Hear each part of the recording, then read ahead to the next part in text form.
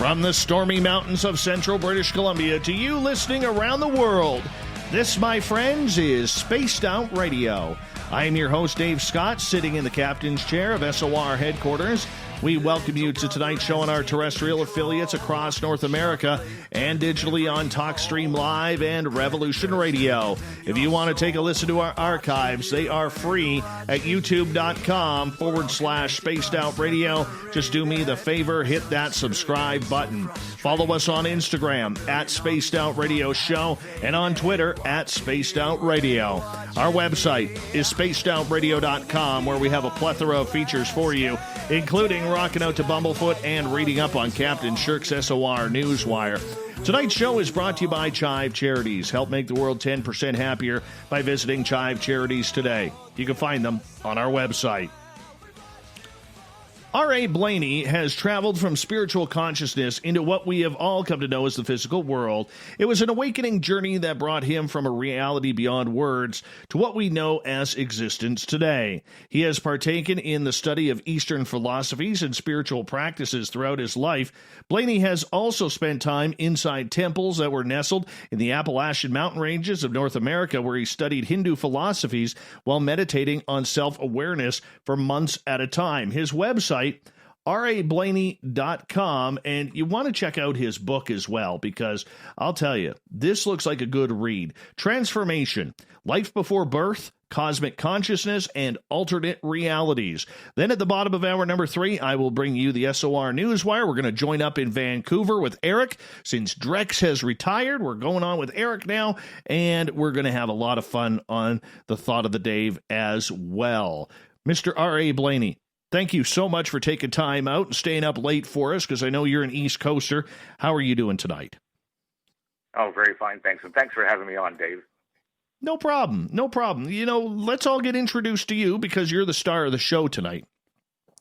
And, you know, This is something that you have been studying literally all your life, is trying to figure out what this is all about, what we're doing. How did you all of a sudden start on this journey? Because this is a journey that not many people have taken.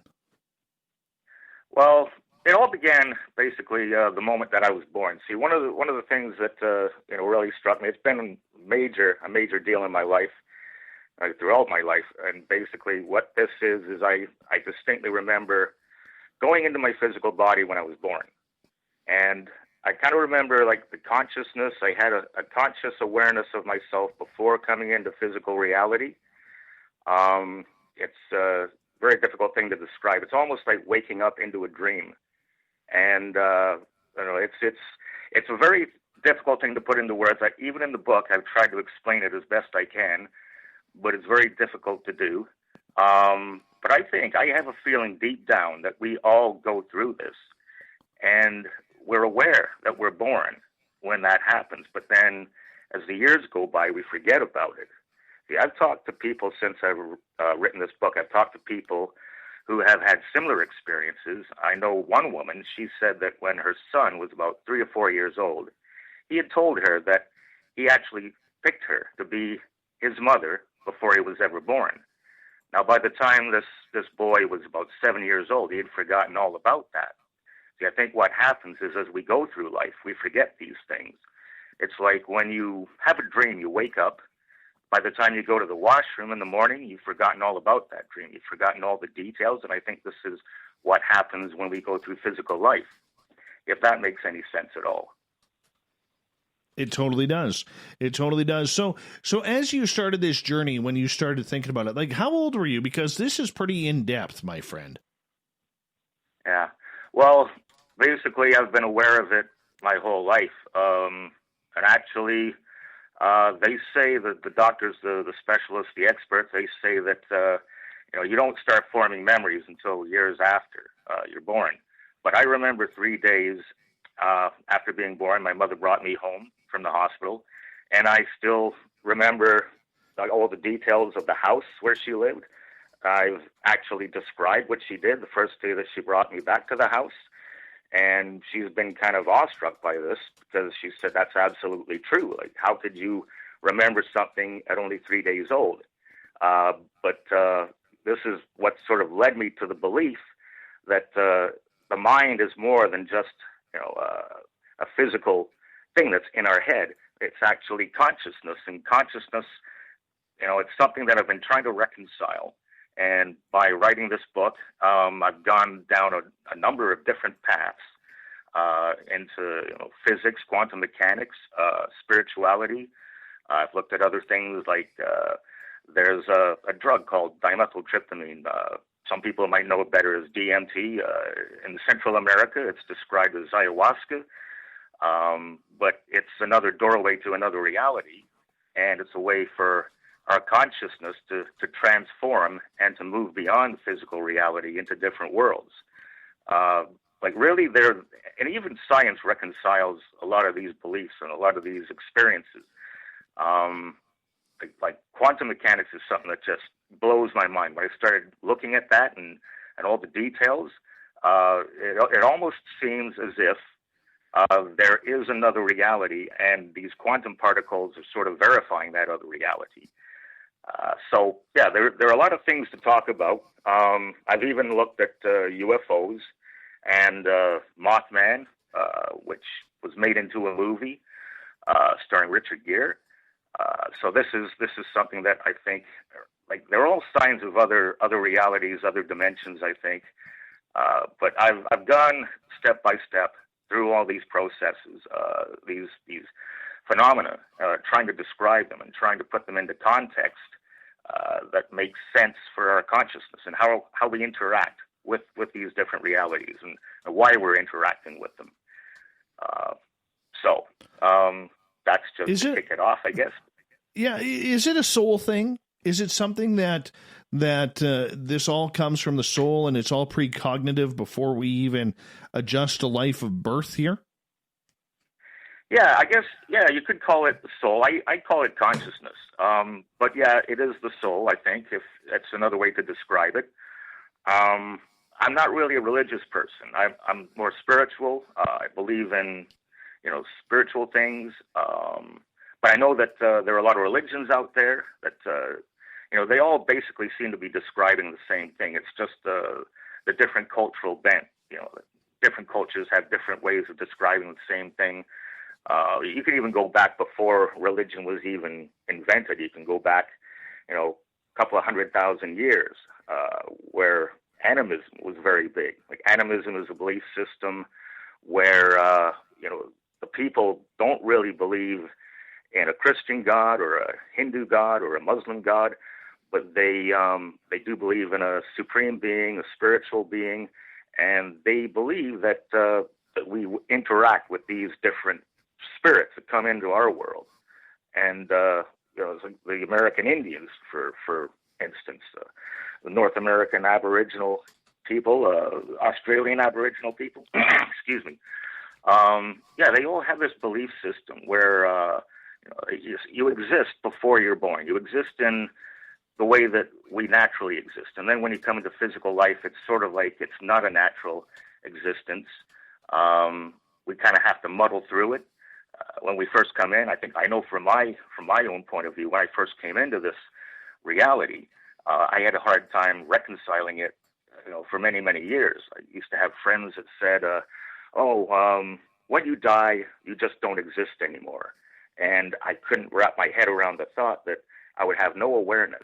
That I think that what happens is when we die, we do maintain an awareness, a consciousness, but it just transforms into something else.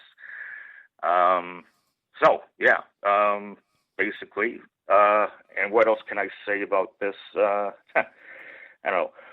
We can look at other things too, like the holographic principle, the holographic universe principle. It's sort of another way of looking at our reality.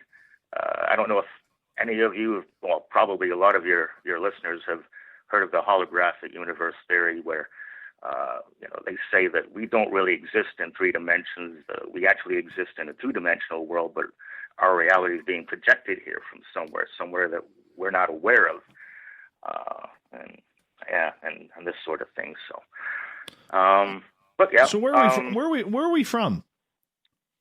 Where are we from? That's the question. I don't really know. I remember existing as consciousness before I was born, but once I was born, I couldn't really remember anything. I don't think that we're really supposed to remember, because when we go through life, we're not supposed to remember. If we did remember where we were from, like what we actually exist as, I don't think physical life would work for us. It would be very hard for us to like face the challenges, sort of like go through life. Like the whole idea of life is to experience it and to try and do the best that you can, try to be the best person that you can. But if we all knew that we actually exist as something else, I think a lot of us would probably just say, well, what's the point of living? It would make more sense to not know anything, just think that this life is the first and only life that we'll ever have, and then make the best out of it. If we did remember, our true origins, then I don't think I think that it would be very difficult to go through life knowing that we exist as something else, and that this life is actually a type of illusion. Like if this holographic universe theory is correct, it's saying that that this life is actually an illusion also. So it's I honestly don't think that we're supposed to remember or know where we actually come from. Okay, so with that, do you believe in reincarnation? Yes, I do. I wholeheartedly believe in it. And actually, when I was born, I knew what was happening. I go into my physical body, and I knew what was happening, and I had this very familiar feeling that I had done it before. And I knew that I'd done it before. But I have no recollection of a previous life. I know some people go through hypnosis therapy to try and recall past lives. I'm not too sure how accurate these things are or how they work. I'm not even too sure actually how hypnosis works. But I know from my own point of view, the moment I was born, I knew that I had been born before. I knew I'd gone through this process before.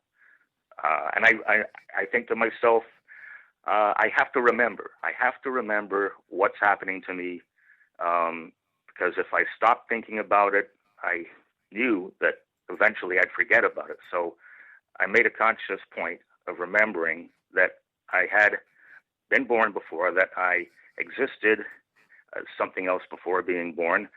But I mean, I don't claim to be an expert and know all the answers. If you look at other philosophies, like Tibetan monks, they have this Book of the Dead, and what they say is we go from consciousness, pure consciousness, into physical life.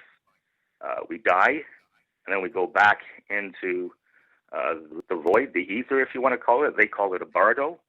But what happens is you're faced with some tests and that, and if you don't ascend, and to like the whole point of living and dying, according to the Book of the Dead, is to sort of like rise up. Your consciousness needs to elevate and go to the next level.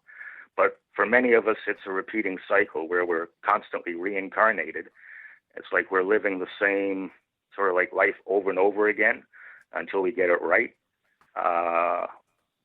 And what happens is, what am I trying to say here? What happens is, once we kind of figure out, we become spiritually aware, then when we die, we can choose to go to the next level of consciousness, which, basically, you're eventually going to become an enlightened being, that sort of godlike, spiritual, like immortal. The whole thing about this is, you know that you're when you've gone through this a number of times, you know that you exist constantly forever. Like there is no real death. What happens is, you ascend and you try to become like a supreme being, basically, something resembling, I don't know, like a godlike status where you're all knowing sort of thing.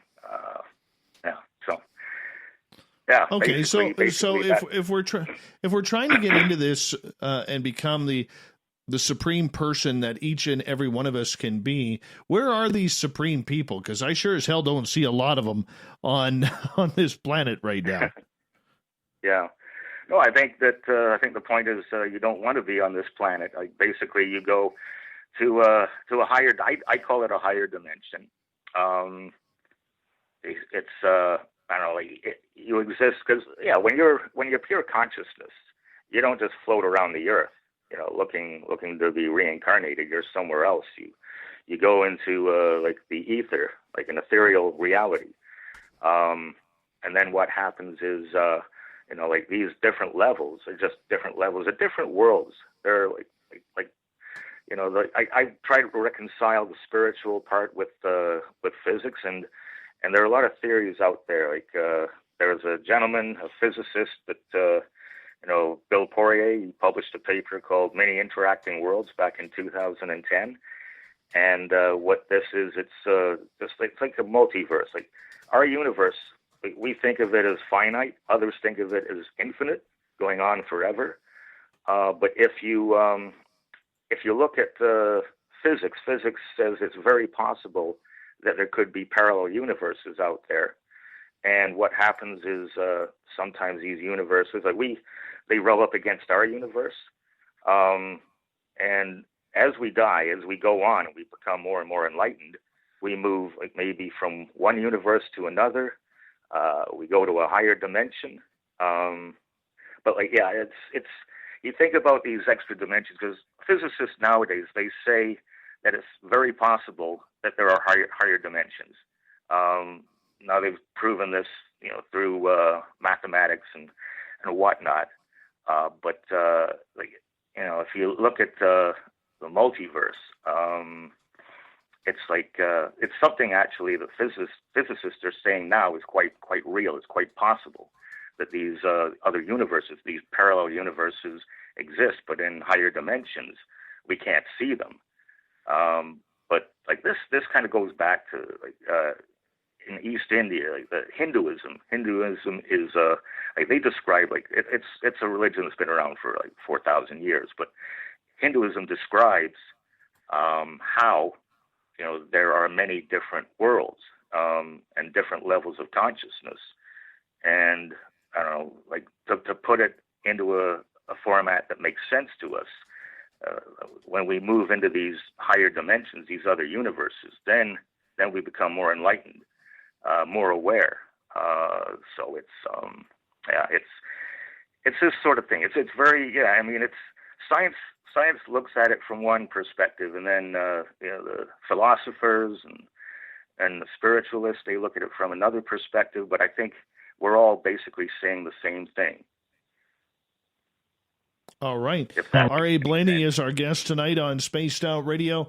R.A., there's a lot to kind of eat up in there. You mentioned the fact that, that these supreme beings go to another, or they elevate to another almost planetarial or ethereal type of dimension. Where is that, and what's that all about?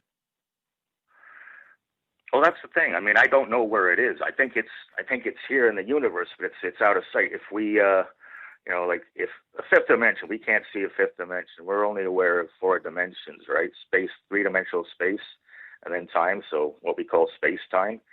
But if you look at a fifth dimension, I mean, we can't see that.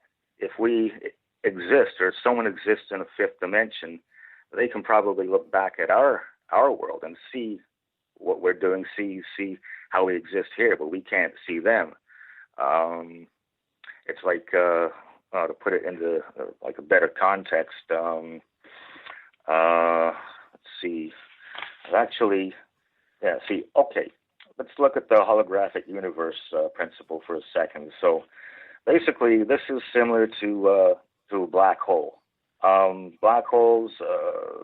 They say when something gets trapped by a singularity in a black hole, the information is contained on a two-dimensional surface for all time. It will never escape, but that information is always there. Now, this holographic universe principle postulates the same thing, that our existence is in two dimensions. We actually exist in two dimensions, and that information is always out there, and then we're projected into a three-dimensional world. Now, out there in the ether, Eastern philosophy says that the ether is a fifth element. So it's basically, like a type of space, but they say that we can't really see the ether from where we are, but all the information, the Tibetan monks say that, or say to us that all the information contained in the universe is in the ether, and that any time someone has a thought or an original idea, that it's coming from this vast, storehouse of information that's in the universe, that's in the fifth element, which is the ethereal world. And people like Albert Einstein, they have their breakthrough on relativity. It's theorized that information is actually coming from what they call the Akashic record, which is out in the ether. All that information is always there, but just some of us are able to tap into it. I don't know, our minds are more receptive to it somehow. It's very difficult to really say where these other dimensions are, because we haven't really discovered them. We're just theorizing them for the moment. But I think that when our consciousness, goes, we die and our consciousness moves on, I think it goes into another dimension, something that's beyond our sight, beyond our understanding. It's things let's look at DMT. There was a fellow named Dr. Richard Strassman who wrote a book about some studies that he did where, he had some test subjects and they took this DMT, which is a hallucinogen. And what they did, what they experienced was another world. They went into this other dimension where there was two-dimensional beings that came to greet them. And the remarkable thing about all these test subjects is many of them experienced the same thing. They all went to the same place, which is pretty remarkable because, these people that experiment with hallucinogenic drugs, they can experience any number of any type of thing, but for some reason with DMT, they all seem to be going to the same place. And this is described as a very vivid place. It's something that alters the life and the outlook on the test subjects, so that right. they come back and it's very difficult for them to describe what this world was like because it's so vivid. It's more vivid than what they're used to. That's right. So maybe R.A., I'm going to get you to hold your thought right there because we're going to go to break at the bottom of the hour. R.A. Blayney talking cosmic consciousness with us tonight on Spaced Out Radio. Stay tuned.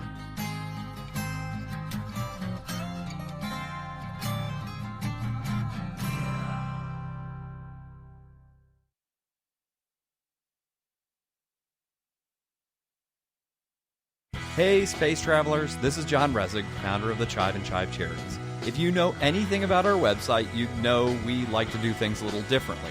We're not some faceless organization collecting money for a nebulous cause. Our donor dollars go directly toward life-improving items. Then we give those items directly to an underdog who needs it most. To become a donor with Spaced Out Radio's official charity, Chive Charities, just go to chivecharities.org/donate.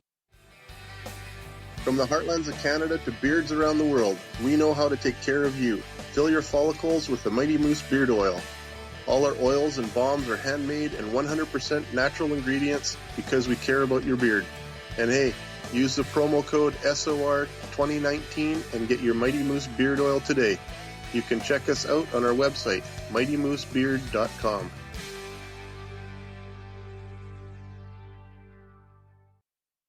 Hello, this is your guitar man, Ron Bumblefoot Thal, and I have to tell you, I love the response I get for Little Brother is Watching from Spaced Out Radio fans. It's amazing how music can inspire and make people think deeper about what's going on in the supernatural world.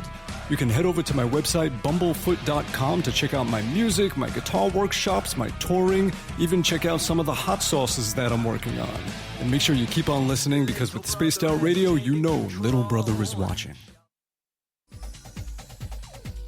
Hey everybody, the SOR Space Travelers is open. For just $5 a month, you can hang out with Dave and our crew privately in our members-only section. With your signing, you'll receive newsletters on what's going on with Spaced Out Radio. You'll have direct contact with the host during the show in our chat, live streaming videos, and a great forum for your posts and more. Become a space traveler now at spacedoutradio.com.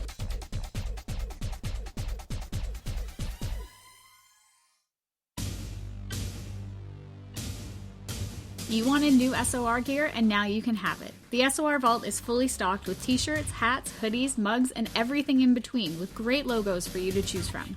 So head on over to spacedoutradio.com, click on the SOR Vault, and go shopping. Pricing is quite affordable, and you can look good representing your favorite show.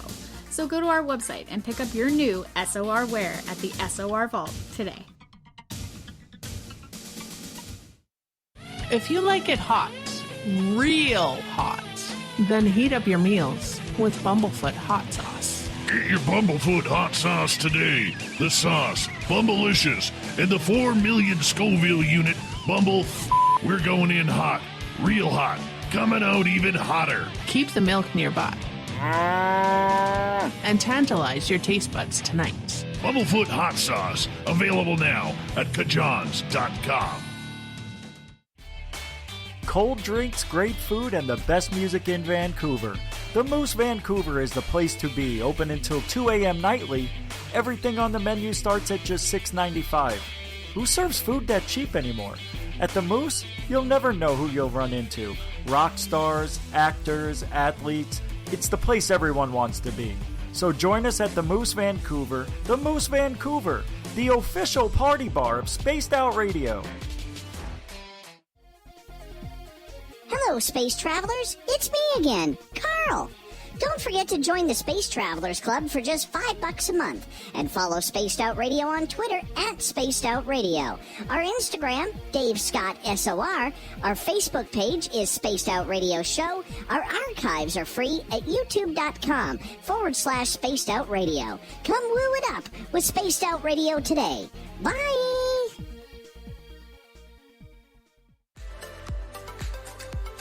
Are you looking for great advertising value for your company? Look no further than Spaced Out Radio. We have a multitude of places to get your name out there, including commercial ads during the show, special promotions, and banners on our website. Our audience is proven to support the companies that support our show. We can make your budget work for you. So for more information, please contact us at sales@spacedoutradio.com. At spacedoutradio.com, we are keeping you up to date on all the news with the SOR Newswire. Captain Shirk leads the team that is bringing you the news of the day and exclusive stories on everything paranormal and supernatural. It's free to read, it's updated daily, and it's right there for you. The SOR Newswire is a one-stop shop for the news of the day. Check it out at spacedoutradio.com today. We're taking Sunday nights out of this world on Spaced Out Radio.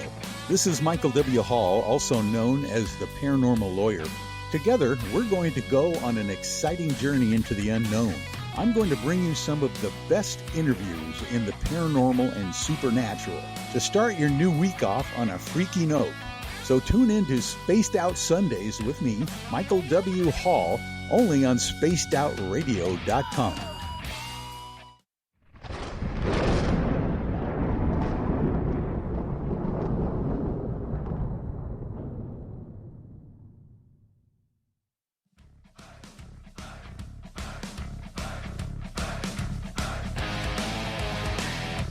Welcome back to the second half hour of Spaced Out Radio tonight, as there's a beautiful lightning storm just starting here at SOR headquarters. So if all of a sudden my power goes out, you know why. No, it's not aliens. It's Mother Nature tonight. Wow, that is good. Really good out there. Wow.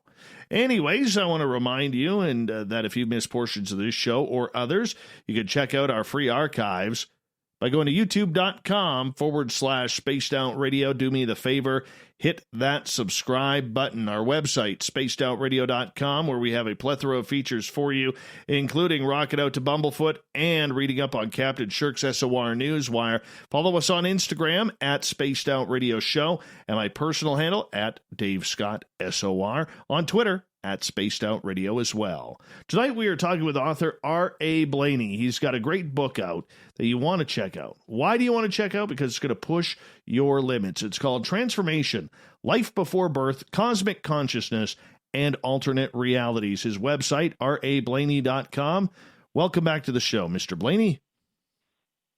Oh, thank you, Dave, for having me. Glad to be here. All right, we're going to kick things off with a little cosmic consciousness. What is that? Just be blunt. What is that? What is cosmic consciousness? Well, basically, cosmic consciousness is it's something I used to meditate quite a lot back in my younger days, and by the time I was about 16 or 17, I think it was, I had an experience of cosmic consciousness. Now, what this is, it's a moment where you see past physical reality. You see past everything, and you can see and feel your existence among everything, and you can understand how you're tied into the universe. You're tied into, these other higher dimensions and that, and it all seems to make perfect sense. And I had this experience years and years ago. It was an overwhelming experience. The only thing that really can compare to it was like when I first was born and went into my body, and I realized that I was coming from, somewhere else. But when you have this sense, this feeling of cosmic consciousness, you know who you are, you know what you are. You sort of have like a moment. I had a fleeting moment of being connected with everything and having all these answers suddenly before me. But I've meditated for years since then. I've never had a successive experience of this cosmic consciousness. And I think this goes back to the Akashic records that I was referring to earlier, where, the universe, like the cosmos and all these higher dimensions, they're filled with all this information, all these experiences, thoughts, deeds that every human being has ever done or will do. And all that information is there. And then when we can actually access it, it's transforming. It's life altering. So it's something that is, you have to elevate your consciousness to a different level. That's basically what meditation is for. You're trying to elevate your consciousness beyond, the physical reality that we live from day to day. You're trying to see things that are beyond current scope of our understanding. Cosmic consciousness, I think, it's sort of like what we would experience if we were to move past this life into a higher awareness. But it's a way to access. Meditation is a way to access this thing that we call cosmic consciousness. And if we can access this and see what the universe really is, what existence, what our conscious spirit really is, then this can open up doorways, to other things as well. We try to, make sense of our reality by looking past our reality sometimes and seeing that there's something higher, more transforming out there that can take us in directions that we never really thought of before. It's something that like Buddha, I think Buddha used to meditate for days and days, weeks at a time, and he had this experience of cosmic consciousness. There have been like the Dalai Lama. Some people say that the Dalai Lama has experienced this. They say that there's a famous writer. Was it Walt Whitman? I don't know if it was Walt Whitman, but anyway, like some people, if you really concentrate, dedicate some of your life to this, expanding your mind, you can experience it. And all this does is basically it shows us that there's something higher out there. There's that we are more than what we just assume that we are, what we think we are. We go through life thinking that this is all there is, but as many of your listeners are aware, there are many things out there. Like precognition. Take precognition for example. This is one of those things that there's a lot of debate. A lot of scientists say, "Oh, there is no such thing as precognition. That could not possibly exist." But there's a theory. There's a theory that that actually outside physical reality, time doesn't really exist. But we experience time. We experience the past, the present. We never experience the future because by the time the future comes to us, it's then the present. So really, there's no future. But if we were to step outside this universe and look back, you would see that time exists without. There is actually no time. Like if you look at this three-dimensional world from outside, say a fifth dimension, you look back at this universe. A lot of physicists are saying now that that time happens all at once. That the past, present, and future all exist at the same time. And when we exist outside of physical reality, I think that we're aware of this. Like I know that when I was born and I grew up, I started to understand this whole concept of time that goes by. And I remember the first time I really understood that time goes in a linear path for us in physical reality. I remember thinking, oh, this is going to be a real drag because it seems like, well, we have to count every second, every minute, every hour of our lives.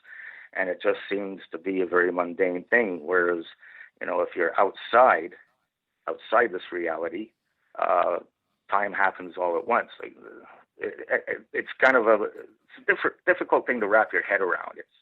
But I've done some research on this, and there are a lot of physicists out there that really do believe that that time is a type of illusion, and that we've kind of like invented it in order to just make better sense of our life. Certainly we do age, so it doesn't seem to make sense that time doesn't exist really, that it's an illusion, because we do age. The years go by, we get older. So this whole theory kind of like it's difficult to wrap our head around. So when you have an experience of cosmic consciousness, you step outside of this reality, you can see that there is probably no time really when you look back. It's a very difficult thing to put into words. It's like I'm no physicist, but I know the physicists believe that some of them do believe that there is this thing called a block universe, and that if you step outside of it and you can look back at it, it all makes perfect sense. That you can see the past and the present and the future all occurring at the same time.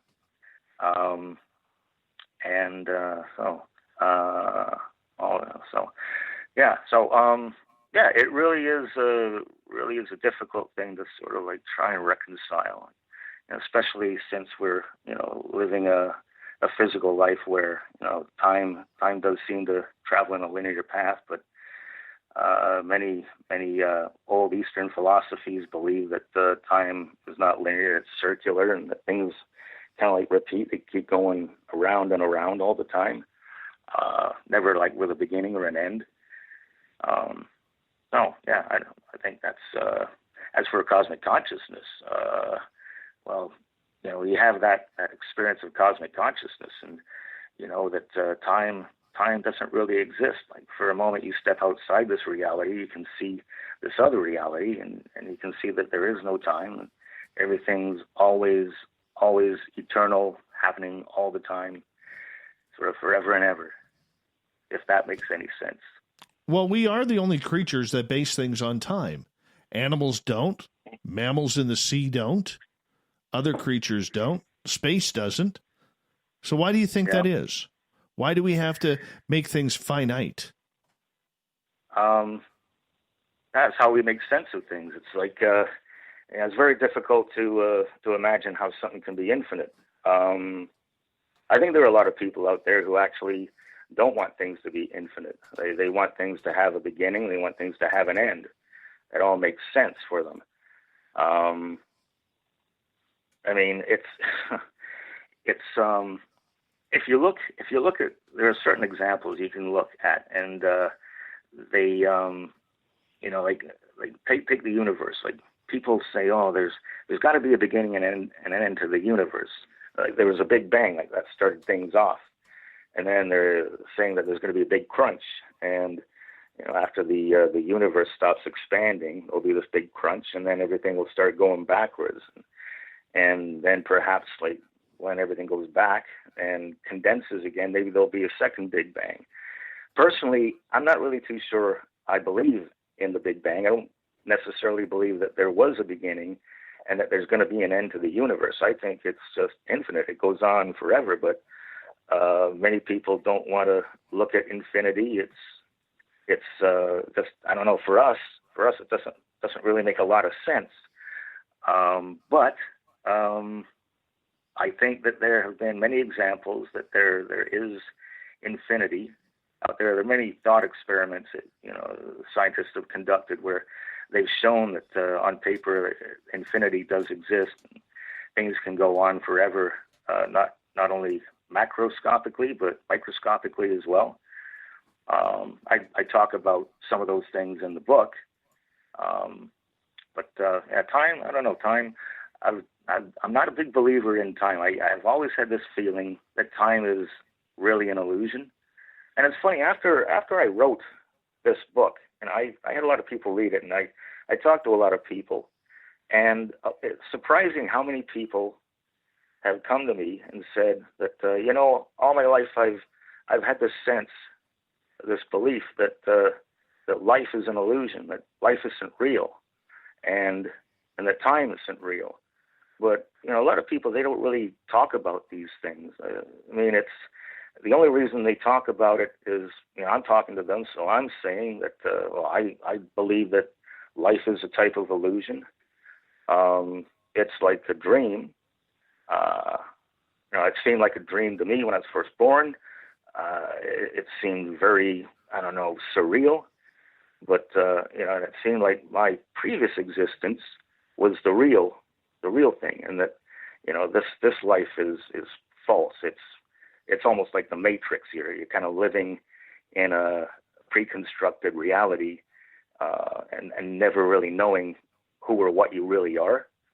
I think that time is just, it keeps us grounded, and we have to be grounded in life for it to make sense. So time, I don't know. It's funny. It's strange to think that time could not exist and that everything happens at once. Like, how do you wrap your head around that? It's a very strange concept. But there are a lot of strange concepts out there that science has reconciled, that science has shown is a very real possibility.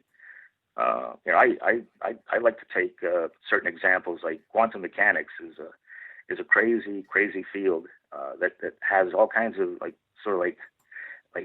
conflicting things in it that don't really make sense in our world. Like, I mean, in quantum mechanics, you can have one particle that can exist in multiple places all at the same time. They call this quantum superposition.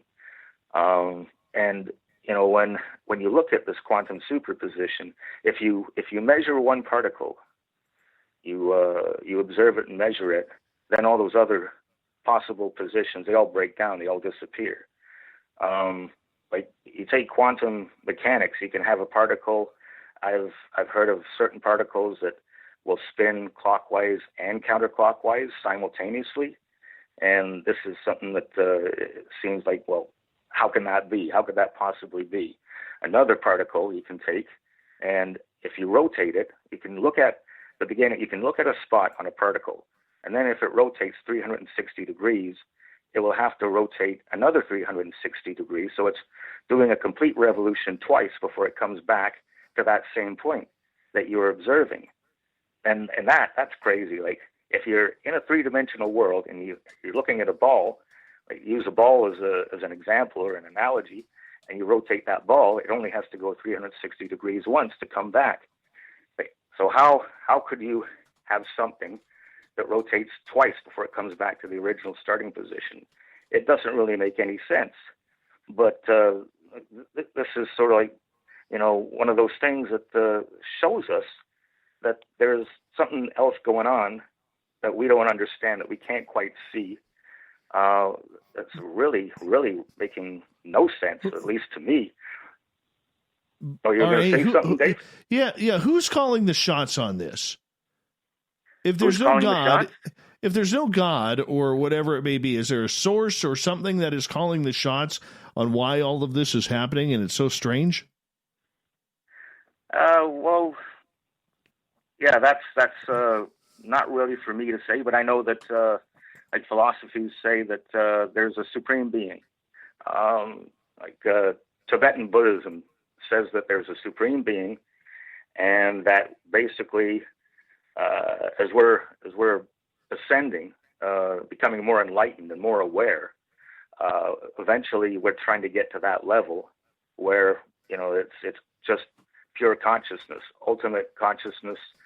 But like, as for who's calling the shots, I often look at this and I think to myself, well, this world, I know science says that the world was created, as a part of the Big Bang, all these, everything condensed to form planets and whatnot, and we happen to be in a sweet spot so that there is life on this planet, and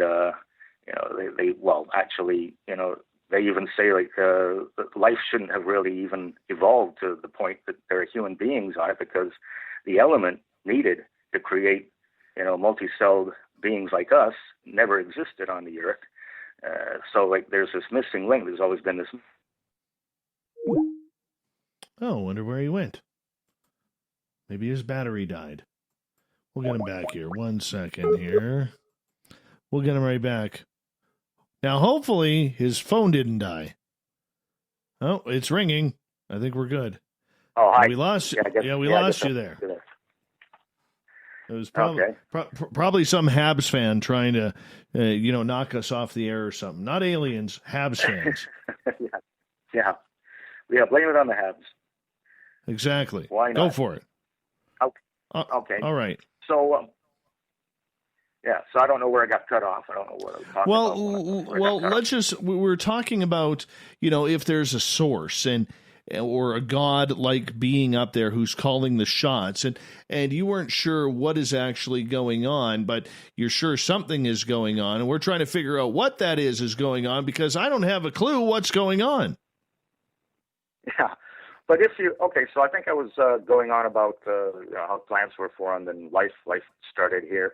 And according to science, it was like a random thing, but it seems to me, like, I've thought this for most of my life, that it seems to me that, the world is almost like it's been engineered. It's like, if you look at the human body, it's like a machine, and it's like, it does such amazing things. It can heal itself. It can do this. It can do that. The world is just mind-blowing if you take the time to actually look at it and consider it. Like I have trees on my property that are over 100 feet high, and I know those trees started as a tiny little seed, and it just astounds me that that tiny little seed can grow into a 100-foot tall maple tree. It almost seems like all these things have been engineered somehow. Like, I don't see how they could have just, the world could have just randomly come here. But I think, okay, if there's a higher being, like a supreme being, that is pure consciousness, well, how did they create this? If they're the ones that created this, how did they do it? And, if they exist in another dimension, another reality, how do you create something in a different reality? It's just, I don't have all the answers. I'll be the first to admit I don't have all the answers, but I do know what I've experienced, and I know that there is definitely something there, because I remember it from being reincarnated or incarnated, I think I was reincarnated because, like I say, I've had the experience. I know I've had the experience before, but what that experience was, it's lost to me now. And actually, they say, old Eastern philosophies say that when you die and you come back and you're reincarnated, everybody brings like one or two things from their previous life into this life.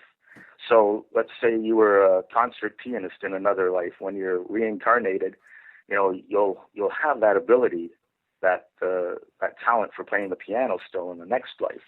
And then when you die and you get reincarnated yet again, you'll have like whatever talents you picked up from that second life, you'll have that talent going into the next life.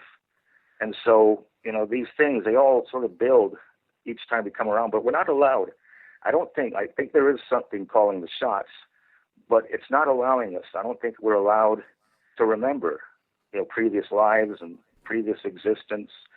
Like when we die, they say that the these Tibetan monks say that when you die, you float around in the ether, and then you have a chance to move on to a higher level, become like a being of light, an enlightened being, and move into one of the light realms, where you're more like godlike. You're closer to like something that's like God, whatever that is. And like I say, I don't really subscribe to any religion, so I'm not really too sure, what godlike really is, except it's like a supreme being. You live forever. Like you don't have to go through this constant cycle of being reincarnated. Once you see that, the physical world is more beyond it, you have the choice to move into the next world if you want. But you're kind of tested. Like when you're in this sort of ether, between places, between physical reality and then the next reality beyond physical, you're sort of tested, and you have to kind of decide. You have to move past whatever hang-ups that you brought, into the ether from your previous life. You have to sort of move beyond it. And I think that's what, reincarnation is all about, is you're learning each step. Like every time you come back, you're learning from the previous life how to do that, how to move beyond physical reality and get out of the cycle of being reincarnated constantly. Right. So, and then you're trying to get up to this level where, there's a supreme being, and then you become almost like a supreme being, but you're aware, you're constantly conscious of it. And you can move in and out of this realm, this conscious level where the supreme being that's exists. good. That's good to know, my friend. And I really hope they have hockey and a lot of good musicians there, man, because that's all I need on that expert level. I just got to keep on leveling up like the rest of us. A Blayney, I'm going to get you to hold on because we're going to go to break at the top of the hour. A Blayney, everyone, his website is his name, rablayney.com. And we're going to continue. Are aliens superhuman? Let's find out when we come back from the break next on Spaced Out Radio, Hour 2 coming up.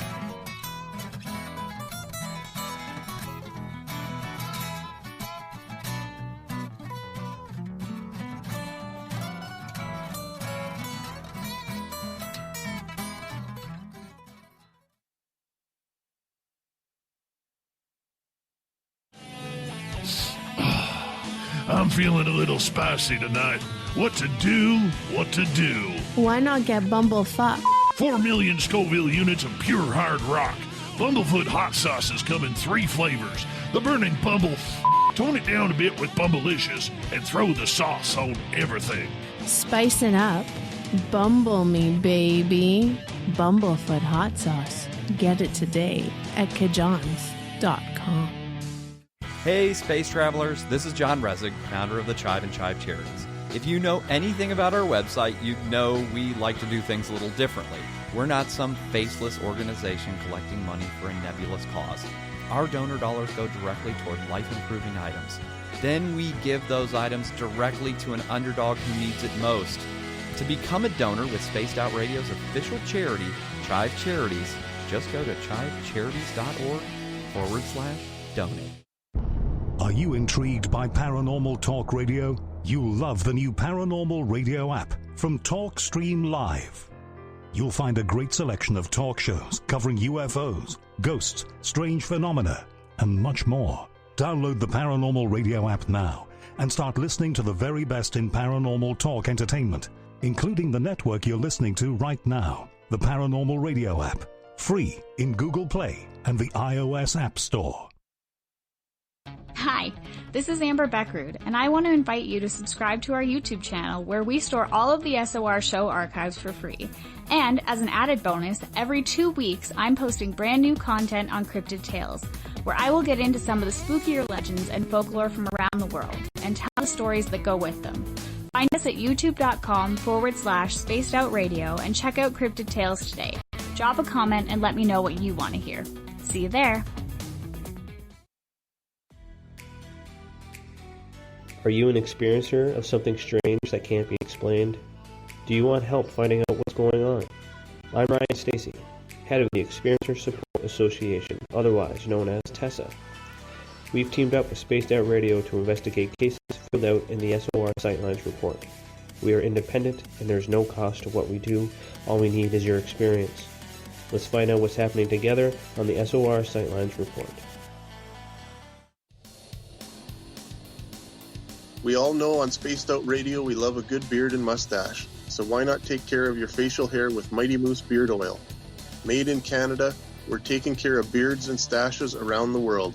We use 100% natural ingredients with our oils and balms to make your whiskers feel silky smooth. Use promo code SOR2019 at mightymoosebeard.com today.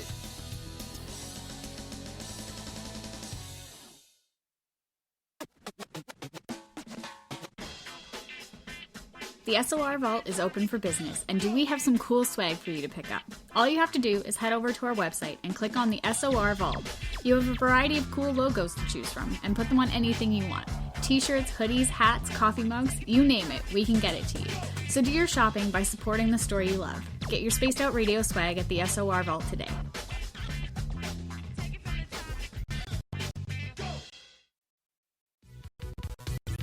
Hello, Space Travelers. It's me again, Carl.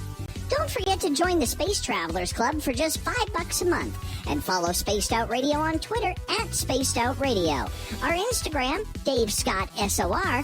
Our Facebook page is Spaced Out Radio Show. Our archives are free at youtube.com/Spaced Out Radio. Come woo it up with Spaced Out Radio today. Bye! For the price of 1 cup of coffee a month, you can become an SOR Space Traveler. The Space Travelers Club is a place where you can interact with other listeners, either live during the show or on our great forum. We want your stories, pictures, comments, and ideas. You'll get live video streams, exclusive content, and be a part of our newsletter. Stay in touch with everything SOR. The Space Travelers Club is just $5 a month at spacedoutradio.com.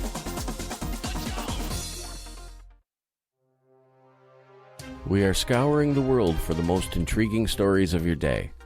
Take the time to read up on the SOR Newswire, where our team, led by Captain Shirk, will deliver to you some of the best paranormal and supernatural news, along with some stories that will blow your mind from the weird to the wacky. It's the news outside the news that piques interest, and that's what we're looking to deliver to you. The SOR Newswire, only at spacedoutradio.com. Get your horns up with me on Spaced Out Radio. This is Ron Bumblefoot Thal. Come tune in to SOR where you can hear me rock out with Little Brother Is Watching, the official theme song of Spaced Out Radio.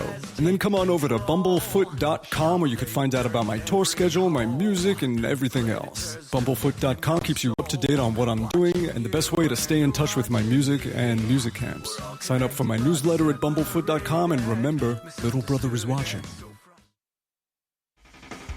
The party is always on at the Moose Vancouver. The Moose Vancouver is where you want to be when visiting Canada's West Coast. Open until 2 a.m. nightly, the Moose cranks up the rock while serving some of the best rated food in the city. The menu starts at $6.95. Why party anywhere else in Vancouver when the Moose is right there?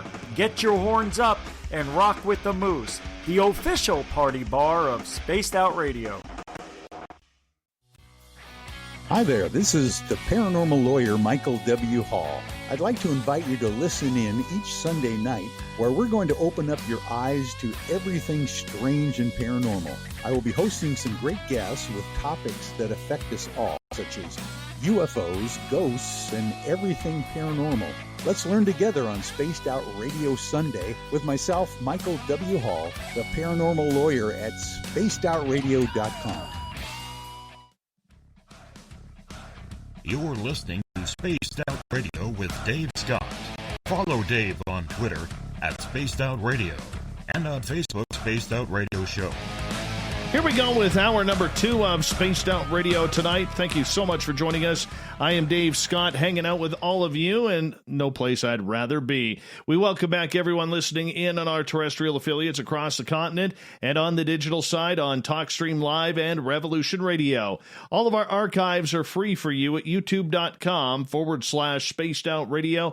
Just do me the favor, hit that subscribe button. The Desert Clam has set the password for tonight in the SOR Space Travelers Club, or Chizography. Or Chizography is your password, and I probably pronounced it wrong, but use the password wisely, Space Travelers, as the Clam sets a password each and every night right here on Spaced Out Radio. Our website is spacedoutradio.com, where we have a plethora of features for you, including rocking out to Bumblefoot and reading up on Captain Shirk's SOR Newswire. Follow us on Instagram at Spaced Out Radio Show and on Twitter at Spaced Out Radio.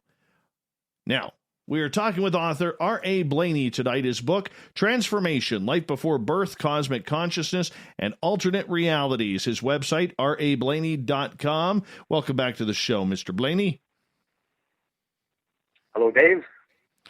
All right. So right before we were talking about supreme beings and where we go, how do we got to elevate ourselves? So a lot of people who have had ET contact or believe that extraterrestrials are visiting Earth, are they some sort of supreme being, in your opinion? If they are aliens, and when I was younger, I wholeheartedly believed that they're, like, for all the stars in the universe, and, like, the stars in our own galaxy, and all the planets that must be orbiting some of those stars, I figured that there surely has to be life on other planets. Now, a lot of people, they have had experiences with aliens, what they say are aliens, and I remember actually years ago when Jacques Vallée, if you remember Jacques Vallée, he's a French physicist and also a ufologist. He's gone around the world and spent years investigating a lot of these contacts that people have had with aliens, extraterrestrials, UFOs. And I remember he came out and he said one day that it's not really an alien experience that a lot of these people are having. It's a psychological experience. And I thought to myself, well, how disappointing that is, because what exactly is he saying? Is he saying that everyone's crazy by saying it's a psychological experience, or is he saying something else? I was a little bit perturbed that he actually downplayed the whole alien aspect of things. But I researched this. I have a small bit in one of the chapters in the book where I talk about extraterrestrials and UFOs and this sort of thing. And I like to use an example of, if anybody knows Rendlesham Forest back in I think it was 1980 in England. The U.S. and the U.K. had a joint Air Force base. One of them was Woodbridge, Air Force Base Woodbridge, and the other one was Bentwaters.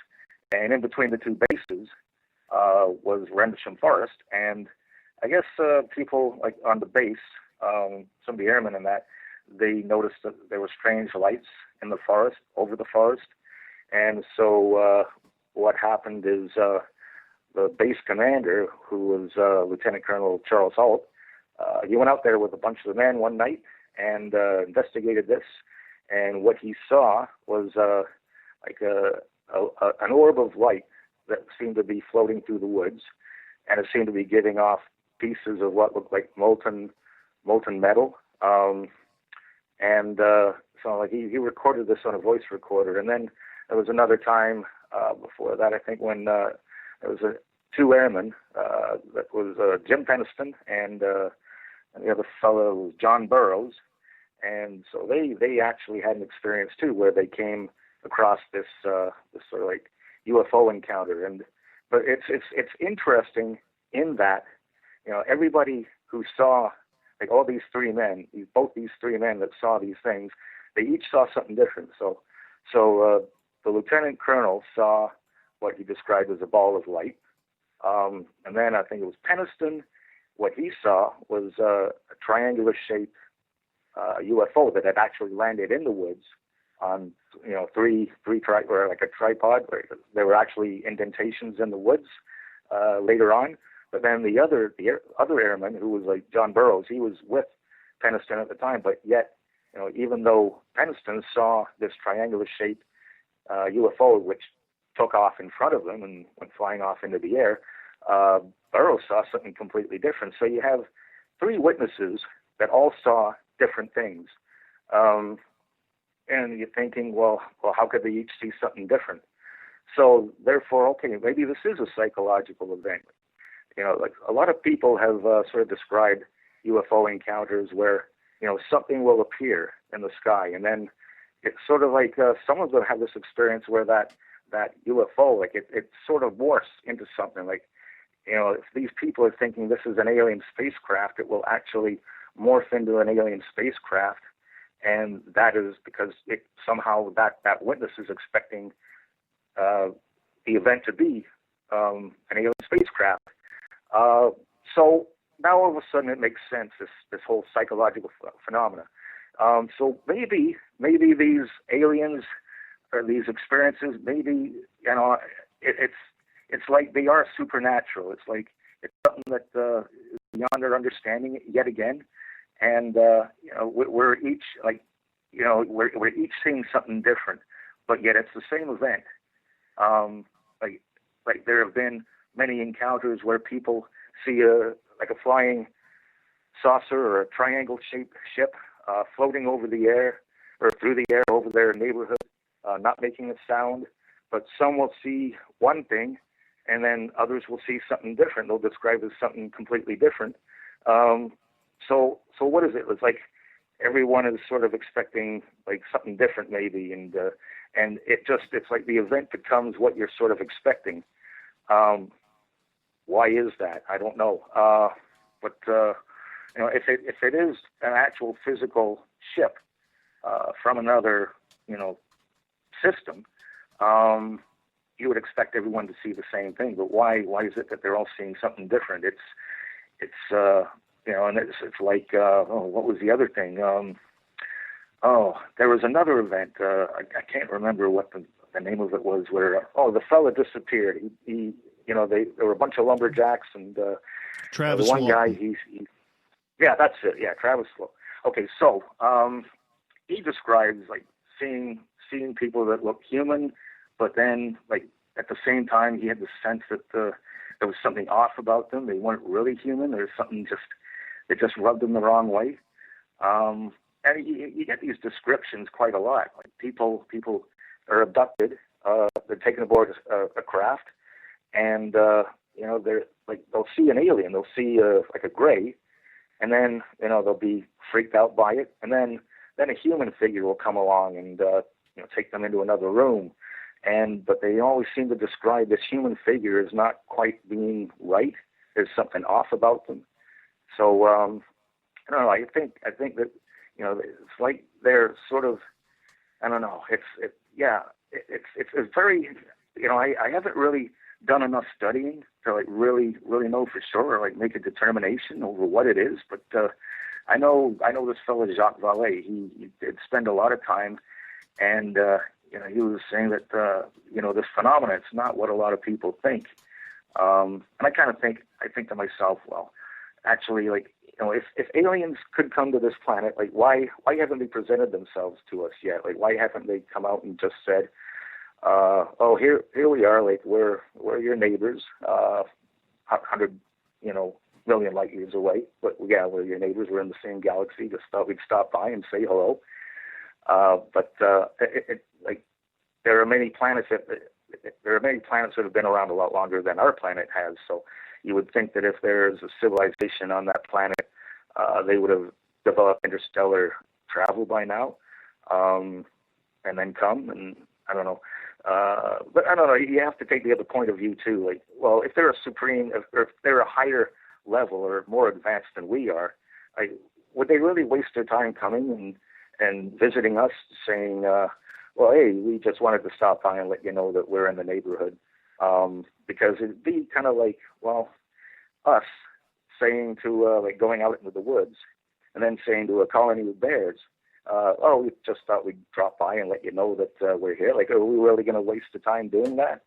If we're like of a higher intelligence than like the bear family or whatever. But yeah, I don't know. It seems there's definitely something going on, but as to what it is exactly, it could be aliens, or it could be something else. It could be something like I'll take the Mothman for instance. Mothman.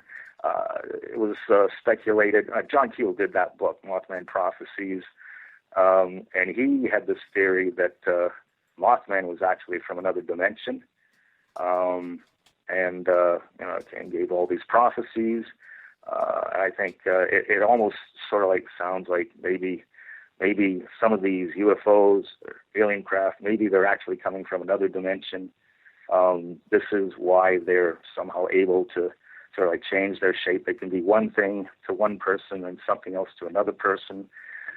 So yeah, this whole idea that it might be a psychological factor, it's making sense. But it's not so much that people are crazy for having these experiences. It's just they're coming from this higher dimension into our dimension, and they just seem to have these extraordinary powers that they can be represented as many different things. So that does seem a little bit incredible. But I don't know. I like to think that there's other higher intelligent life out there. By many accounts, we are already being visited by these beings. But as to what they are, if they're a supernatural, extra-dimensional being, or if they're actually traveling from another planet in a physical ship, it's difficult for me to make that determination. Other people have already made that determination. They stand by their claims that they have been abducted by aliens. Some have communicated with them. Other people, I don't know. They seem to think it's some kind of some kind of psychological supernatural event. But yeah, I mean, I don't know. I watched a lot of these shows too, these ancient alien shows, and it's like it seems like there are a lot of things going on. I mean, definitely this Rendlesham Forest example. These are credible witnesses. These are people that are trained. They're military personnel, and they're trained to report accurately what they see. So there's definitely something going on. But as to what it is exactly, it's maybe, I don't know. It sounds like it's something supernatural from their accounts.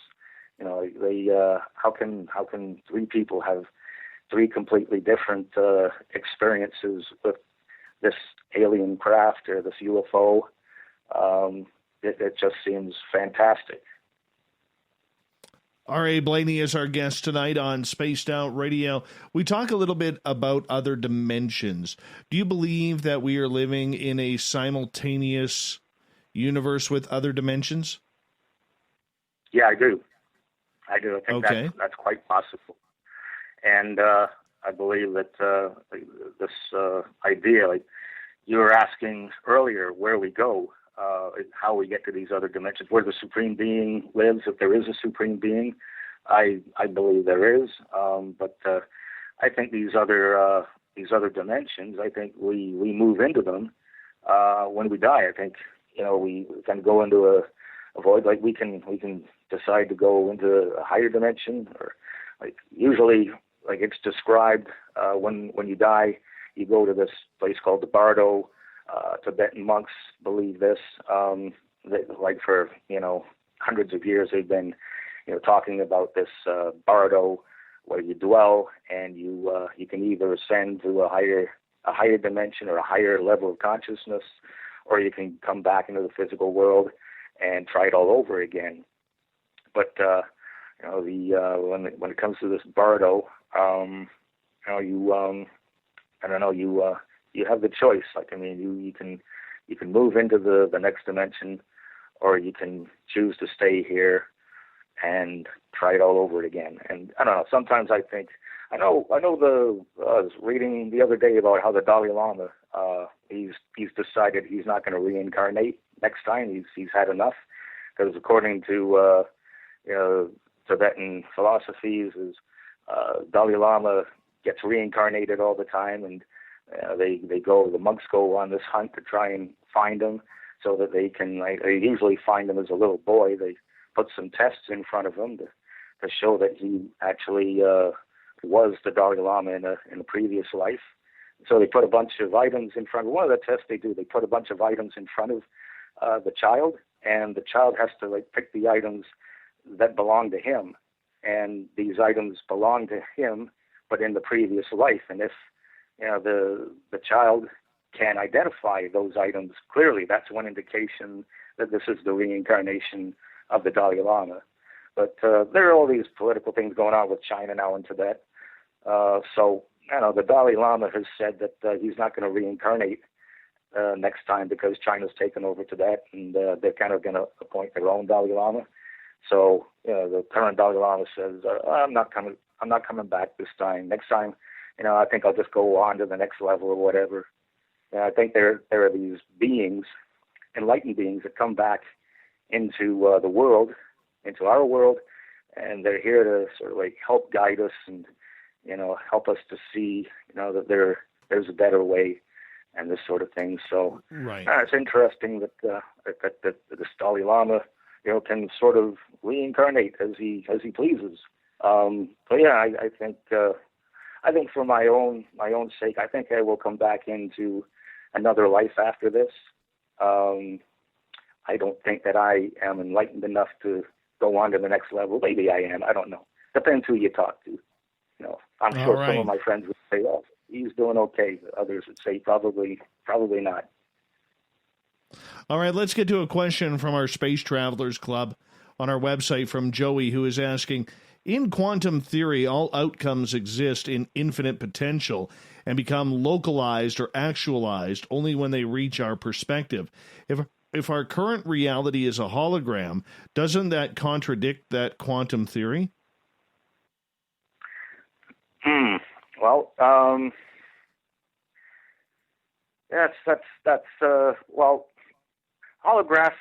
this holographic theory is completely separate from quantum mechanics, because a lot of this holographic theory is actually based on string theory. So I don't know, that this whole thing about all possibilities being there, it's I don't know, holographic theory. I'm not really too sure if I'm a subscriber to that theory.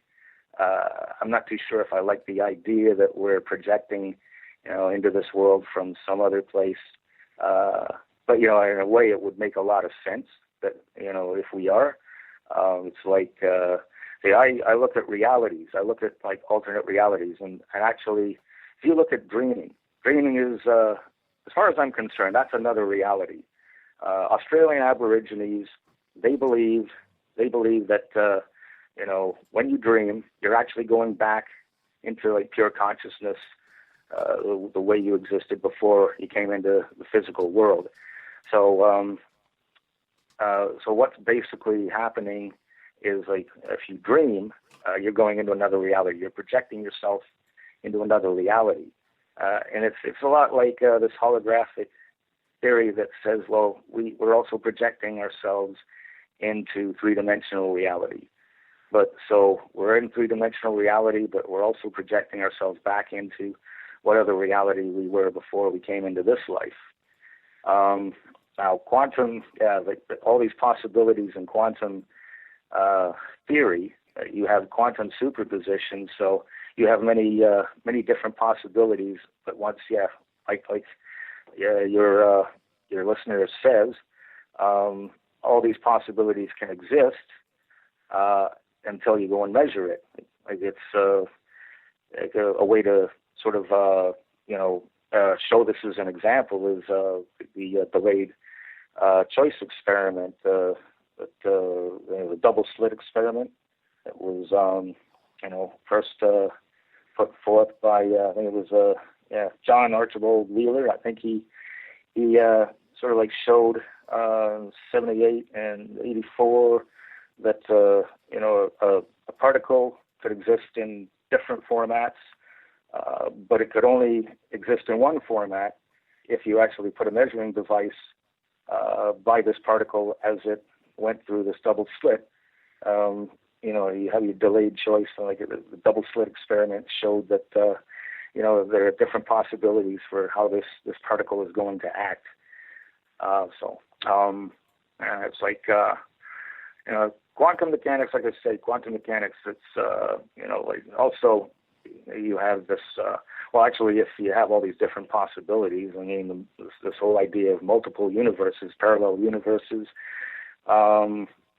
It's kind of, you can sort of equate it to like quantum superposition, where like the same particle exists in different ways. And actually, it's interesting because when I, like this whole idea that a particle can exist in different spaces, but it's the same. It's actually the same particle. This Bill Poirier, he speculated that the reason why you have quantum superposition is because you have alternate realities. You have multiverses that are like rubbing up against ours, and so like you're interacting. Our universe is interacting briefly with another universe, and so that's why you have quantum superposition. That's why it seems like you have multiple particles that are the same particle existing in different spaces, because it's actually a parallel universe. That seems to me like maybe it's a bit of a reach. I don't know. But quantum superposition, quantum entanglement, where the characteristics of one particle can also affect the characteristics and display the same characteristics with another particle that's separated by a long distance. Like this is another one of those things that quantum mechanics. It's like Richard Feynman said. He said that if you think you understand quantum mechanics, then you don't understand quantum mechanics. Which I always thought was kind of a cool saying, because a lot of people, like even the physicists that study quantum mechanics, like they even say that it's a bizarre field of study. You're seeing things that really it's hard to reconcile them. I mean, it's separate though from this holographic universe theory. These are two different schools of thought, right? So, quantum. I'm not too sure about the holographic universe, but I know there are physicists like Leonard Susskind, who's a very renowned physicist, and he says it's a very real possibility. And I've even heard him say that he does think that our universe might be holographic. And for all right, Mr. Blayney, I got to cut you off right there because we're going to go to break here at the bottom of the hour. More with R.A. Blayney, Cosmic Consciousness, coming up on Spaced Out Radio.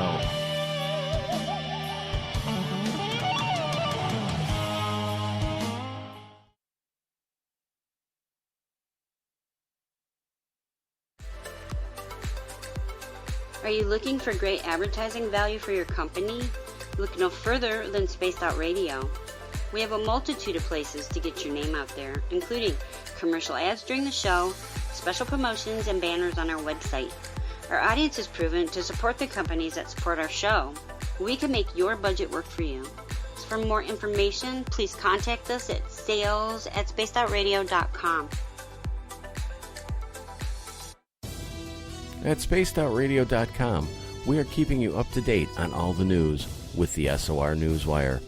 Captain Shirk leads the team that is bringing you the news of the day and exclusive stories on everything paranormal and supernatural. It's free to read, it's updated daily, and it's right there for you. The SOR Newswire is a one-stop shop for the news of the day. Check it out at spacedoutradio.com today.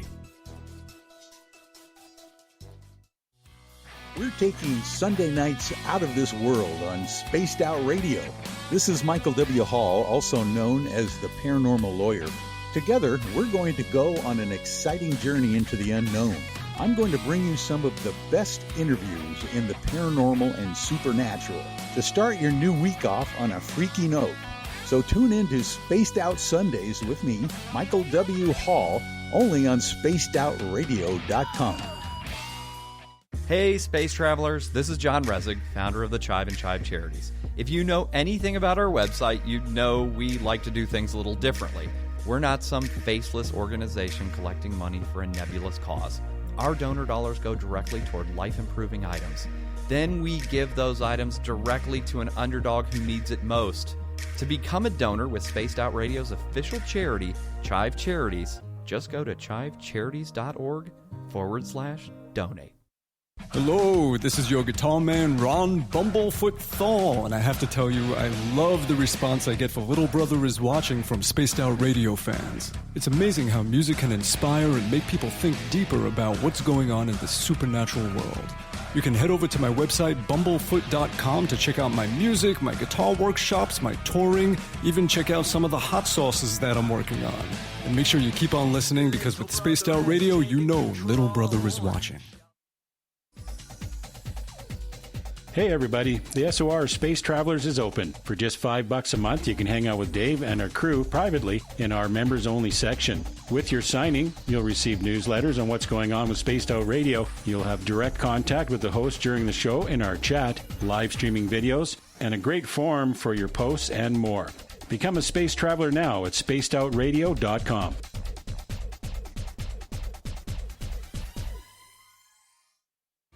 We're adding to the entertainment online for Spaced Out Radio. I'm Amber Beckrud, and I want to invite you to subscribe to our YouTube channel and check out Cryptid Tales, where I will take you on a journey into some of the strangest legends and lore from around the world, relaying the stories to you of the strange creatures and experiences that people have had throughout time.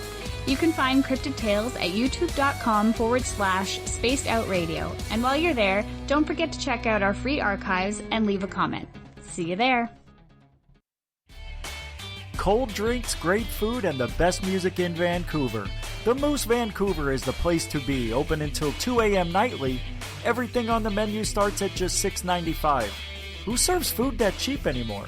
At the Moose, you'll never know who you'll run into. Rock stars, actors, athletes. It's the place everyone wants to be. So join us at the Moose Vancouver, the official party bar of Spaced Out Radio. Hello, Space Travelers. It's me again, Carl. Don't forget to join the Space Travelers Club for just $5 a month and follow Spaced Out Radio on Twitter at Spaced Out Radio. Our Instagram, Dave Scott SOR. Our Facebook page is Spaced Out Radio Show. Our archives are free at youtube.com/Spaced Out Radio. Come woo it up with Spaced Out Radio today. Bye! From the heartlands of Canada to beards around the world, we know how to take care of you. Fill your follicles with the Mighty Moose Beard Oil. All our oils and balms are handmade and 100% natural ingredients because we care about your beard. And hey, use the promo code SOR2019 and get your Mighty Moose Beard Oil today. You can check us out on our website, mightymoosebeard.com.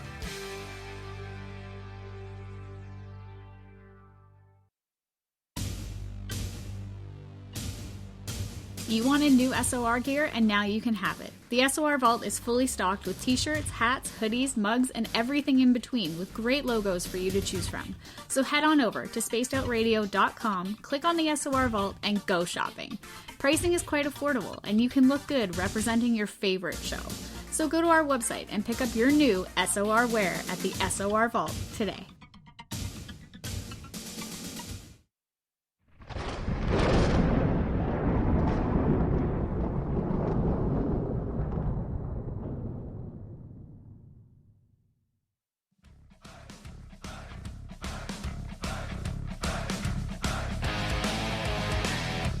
We pass the halfway point of Spaced Out Radio tonight. I am your host, Dave Scott, sitting in the captain's chair of SOR headquarters. Great to have each and every one of you with us tonight. Reminder, if you've missed portions of this show or others, check out our free archives by going to youtube.com/Spaced Out Radio. Just do me the favor, hit that subscribe button. Follow us on Instagram at Spaced Out Radio Show and on Twitter at Spaced Out Radio. Our website, spacedoutradio.com. We got a plethora of features for you there, including rocking out to Bumblefoot and reading up on Captain Shirk's SOR Newswire and much more. Tonight we are talking with guest A Blayney. He's got a fantastic book out called Transformation, Life Before Birth, Cosmic Consciousness, and Alternate Realities. Mr. Blayney, good to have you here. Thank you. Thank you, Dave. All right, we'll start off this half hour with an audience question from our YouTube chat. Drone Beard is asking, what's your theory about string theory? To be honest, string theory is something that's it's a little bit beyond me. I don't really know enough about it. I barely know enough about quantum mechanics to really talk about that in any kind of sensical fashion. But string theory, as far as I know, string theory is something that it's not really actually been proven yet. That it's something that is a real science. It's more of a theory at this point. And I guess string theory, all I know is string theory. It deals with something even smaller than atoms and molecules. I know that string theory, Leonard Susskind, he used string theory to reconcile this whole idea of the holographic universe. So there's obviously there must be something to it. But like I say, I've studied a little bit. I've done some research on like quantum mechanics, and I've read some of the books like Brian Greene. He wrote a great book called the Hidden Reality, where he talks about string theory quite a bit. Actually, Leonard Susskind read his book, and he talks about string theory a little bit, but also as well as quantum mechanics. His book was called the Black Hole War, where he I guess he had a conflicting opinion about black holes and black hole physics and all this with Stephen Hawking. But he's another very smart guy that knows a lot more about string theory than I ever will. But I don't know. I haven't really done enough research to really form an opinion about string theory. I mean, right now I'm having a hard enough time wrapping my head around quantum mechanics. And the whole reason I got into quantum mechanics is as I was doing research, trying to reconcile this whole existence before birth, existence beyond physical reality. I found that a lot of the research was taking me down avenues that I hadn't really expected to go, but one seemed to lead to another. So I started doing research on what sort of seemed to fit in with this whole idea of existence before birth, existence like on another plane of reality. So to answer that question, basically, briefly, is that I don't know enough about it. I mean, maybe I'll be able to take some time this winter and look more closely at it. But right now I've got my hands full with quantum mechanics, and I don't think I'll ever fully understand that at this point. All right. So, let's get back into dimensional theory for a second, because do you believe then that there are multiple timelines going on, which would mean potentially there are multiple versions of each and every one of us on those timelines? Yeah, I think that's a very real possibility. I think like a lot of the theory states that these alternate universes, these parallel universes, they all contain alternate versions of us. And this actually, maybe we can sort of like reconcile that through this whole idea of quantum superposition, where there are all these different trajectories and timelines with these particles. Like the particle that superposition says that the particle exists in many different places at the same time, travels along different timelines. But when you look at it, once you measure one, then all the others break down. But I think that it's very possible that there are different versions of us, and we might exist in all these different realities, but in different ways. There's something maybe different about us, or we're living maybe a little bit of a different life. It might be similar to our life, but it's a little bit different somehow, and each version is a little bit more different. When I think about this whole quantum superposition, I think about this thought experiment, Schrodinger's cat, where he had this thought experiment where he placed the cat in a box, and then he placed a canister of cyanide that would break down over time. And then once the canister broke down, containing the cyanide poison, the cat actually exists in two states. It's alive and it's dead at the same time, but you never know which one it is until you open the box and see if the cat is dead or alive. It's just a little thought experiment that Schrodinger conducted, just to sort of give people a better handle on this whole idea of quantum superposition. It's basically like an analogy, but there was a joke. I think people were making these shirts, that said "Wanted, Dead, and Alive, Schrodinger's Cat," basically poking fun at the idea that something can exist in multiple states at the same time. But and then it goes into but only one state will come true once you observe it, and that's sort of the whole premise of this quantum mechanics of superposition, is that only one possibility exists the moment you measure it, but until you measure it or observe it, then multiple conditions can happen. There are all kinds of possibilities. So I think that transfers onto this whole idea of a multiverse, that there are different things going on, but in different dimensions. And I try to say that to us, like these dimensions, I say when we move to a different level of consciousness, it's like moving to a different universe, like in a higher dimension, a parallel dimension that we can't see. So when you're actually, moving into a higher level of consciousness, it's like traveling into a different universe.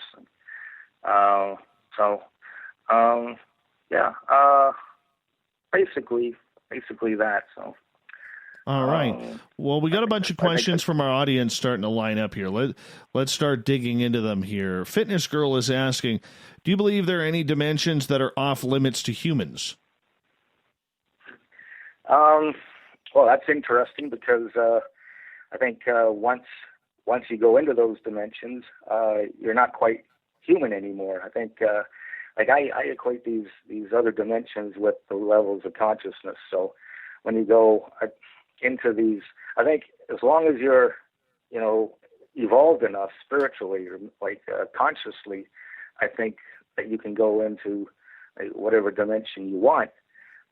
You just need to sort of reach beyond, our current understanding. I don't think you can move into a higher dimension as long as you're human. And I've heard some physicists say that if we existed in the next dimension, the fifth dimension, we'd be dead automatically, because our physical three-dimensional body would move to fill up that extra dimension. And once you do that, your body breaks down and you die. So it's like falling into a black hole. You're getting crushed. It just can't exist in that sort of format. So as far as off limit to humans, I think we're stuck. As long as we're human and we're living in a physical three-dimensional existence, I don't think it's possible to really move into a higher dimension. I think we have to do that in a different form. I think the body needs to, go its way, and our consciousness is what's left to maybe move into those dimensions. And like I say, I'm not too sure if these dimensions, if they are actual, physical dimensions, or if they're, actually a different level of consciousness. I mean, according to physicists, these higher dimensions do exist, or that it's possible they exist. But I mean, there's no way to really prove that they exist. I mean, we can speculate, we can think about it. I think mathematically, it's been shown that there are like up to maybe 12 dimensions now that they're saying. But how do we access this from where we are right now? How do we access these higher dimensions? We can't really access them, as far as I'm concerned. It's like a two-dimensional being. Like you can't, if you were a two-dimensional being, you could never access 3 dimensions because you're stuck in 2 dimensions. So you'd never be able to see the 3rd dimension. Now, I think it's very much the same with extra dimensions. Like we can't really move into them. So I guess physically they are off limit to human beings, because as long as we're in human form, you cannot exist. You cannot survive in a higher dimension. I think if you were a being from the 5th dimension, you could come in to the 3rd dimension, our world. I think this is what probably happens with these ultra-terrestrial beings. Like I referred to John Keel in his book Mothman Prophecies earlier.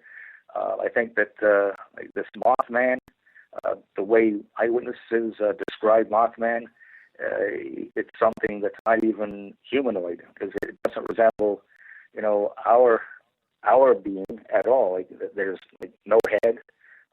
Like a humanoid will have like arm-like appendages, leg-like appendages, a head and a body. But like Mothman, it sounds like something crazy. Like it sounds like it's something that's just the eyes are set within the chest. There's no head. It has wings, and then some kind of leg, from what the witnesses have described. So maybe this is actually something coming from a higher dimension into our dimension. It makes no sense to us. And maybe this is the form that it takes when it comes into our dimension. Now it's been said, this author John Keel said that this Mothman communicated with him telepathically while he was investigating all these sightings in Point Pleasant back in 60, 66, 67. And he was saying that was telepathically communicating with him and forecasting all these disasters, which I guess came true. So how do you know that a disaster is going to happen if it hasn't actually happened yet? But if I go back to this whole idea of a block universe, where everything happens all at once, like the past, present, and the future is already happening. You can see it all at once. If you step out of that 3 dimensions and you're in the 5th dimension and you're looking back at the 3 dimension, then you can see everything that's going to happen that actually has happened already. And in the book, I talk about clairvoyance, precognition, and I'm not too sure how much of ESP is real and how much is just sort of like fanciful thoughts that are true. Like I might take telekinesis. I'm not too sure I've seen any proof of telekinesis, but I think that there are some things that are real, like telepathy and precognition. As an example, I was out to dinner with my fiance at the time. We were coming back from dinner to the house, and I remember it was a starry night. I remember looking up because there was a jet airliner flying over the house, and the moment I looked at it, I had this like feeling that there was going to be this terrible plane crash, and I knew my mother was flying out from the West Coast the next day. So I thought to myself, am I having like a flash of precognition where like her plane is going to crash? Like I was really kind of concerned about that, so I wanted to make sure as soon as I got up the next morning that her plane landed safely and all this. She came over to the house. We were talking about some things, and then we got a phone call from my fiance's father, and he said, "Have you seen what's going on?" And she said, "Well, what do you mean?" He said, "You better turn on the TV and see what's going on." So we turned on the TV, and of course every station had the same thing. It was 9/11. I guess the plane, one of the airliners had crashed into one of the towers, and as we were watching this, they reported a second plane coming, and it crashed into the other tower, like the World Trade Center, like as we all know. And I thought, well, maybe this is what I was like sensing. And how do you sense that? Sometimes because, I say, you're looking at the future, you're forecasting the future. And I say in the book, well, maybe it's not the future at all. Maybe this is something that has already happened. And if you take that example of moving into a higher dimension and looking back at the block universe, you can see everything that's going to happen. That's why maybe the Mothman, he was able to forecast these. I say he. I don't know if it was a man or woman. Like maybe, but anyway, like he was forecasting these disastrous events. So maybe he, being in a higher dimension, was seeing everything that happened. Like from his point of view, we can't see it yet because we have this illusion of time, where we think that things move in a linear direction. We can't see the future. But if you're of a higher dimension, you exist in a higher dimension, you can see everything. You can look back and see everything that's happened in a lower dimension. And therefore, you can forecast these events. So it's not really forecasting. It's not really seeing into the future if you're existing in a higher dimension, because you can see everything that's already happened, that's happening right now. And this whole idea that time happens all at once, that there is no actual linear travel of time, going from the past to the future or whatever. Maybe like I say that it's, if you're of a higher dimension, or you can somehow tap into these higher dimensions through your mind, you can get these waves of precognition. You get the sensation. I've never had a vision. Some people say they have visions of the future, but what happens with me is I get these feelings, these senses. I mean, I used to get these senses that, I have to go out and I have to do some shopping. And sometimes before I jumped in the car, I'd have this feeling I was going to be involved in a car accident that day. And I thought at first, that's silly. Like, there's no reason to think that. So I go out and I'm driving down a parking lot, down one of the laneways, and somebody pulls out suddenly without looking, and they hit the car, and so I'm in a fender bender. And that's happened to me a number of times. I'll just get this sense that there's going to be a car accident, and then it will happen. Now, I like to think that I'm not going out and making it happen just because I had a sense of it, but maybe some of us have the ability to sort of tap in to this whole idea of time existing all at once. So, the future isn't really the future. It's actually something that's already happened. But it seems to us. Well, that's an interesting theory. Like it's the future. Yeah. It seems to us like it's the future. Yep. Let's get to Greco's question here. Are these other dimensions space, time, or thought? Well, this is the interesting thing about it. Like, some people say that it's a form of consciousness. So it's not really space and time. It's actually, like, when you look at like this idea, like there are seven levels of consciousness that start with our level of consciousness, which we call waking consciousness, and then it moves on to like a higher consciousness. Like each level of consciousness is higher. Now, a lot of us think that these levels of consciousness, these are places that we go as we evolve spiritually or consciously. But then others have said that, maybe these aren't actual places. Maybe this is just a level of our consciousness in the physical world right now. So there are two different schools of thought that say, one says, these are actual, physical, not physical, but like different levels of consciousness that we exist in outside of three dimensions, outside of physical reality, whereas others are of the view that these are actually like we're all in the same physical reality, but it's just our conscious level has evolved to a higher level. So I like to think that these other realities, these are actual places that we go. I don't like to think that we're stuck all the time in a physical reality. I like to think that we're going to go into a higher dimension, a higher physical or higher conscious plane. That's what I choose to believe, and I think from my point of view, that's probably more accurate, because I know I had that memory of existing somewhere else outside of physical reality before I was born. So I think it's actually, like, whether that's a different dimension, an alternate reality. I like to say that it's an alternate reality. Now, whether it's a higher dimension or not, I'm not too sure. But like an alternate reality to me, like, I don't know. If you take dreaming, like I really believe that dreaming, when we dream, we're actually, moving consciously into a different reality. Now, some of us have what we call lucid dreams. Now, I have a lot of those usually. And lucid dreams, for anyone that doesn't know quite what that is, you're aware that you're dreaming. You know that you're in a dream. For a lot of dreams most people have, it seems like that's real life to them. And it's only when you wake up you realize, oh, that was just a dream. That's not something that really happened to me. But I think that we're actually going into a different reality.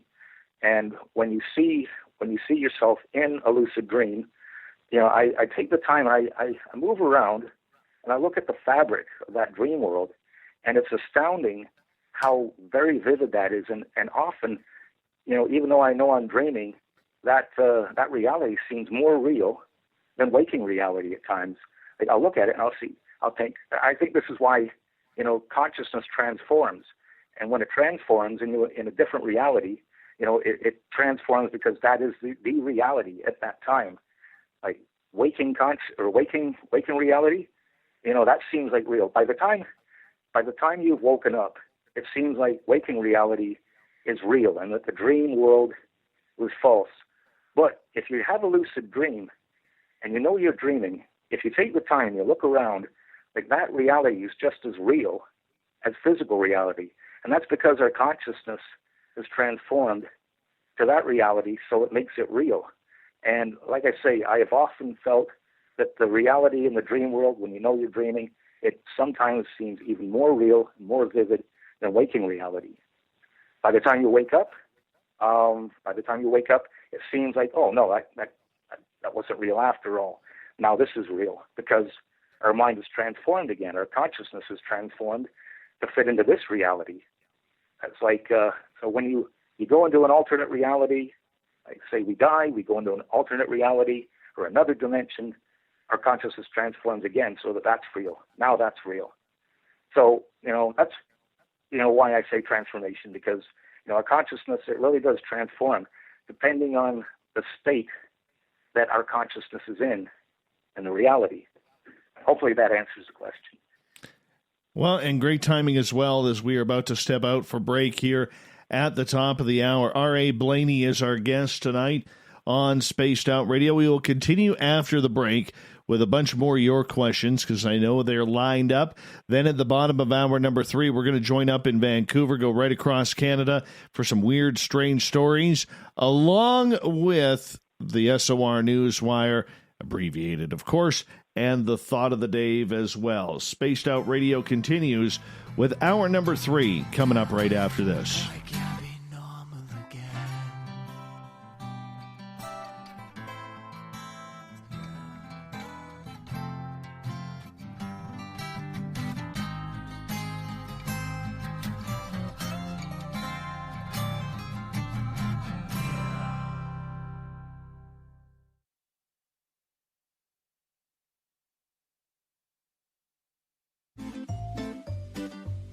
Looking for creative ways to get your company out in the public?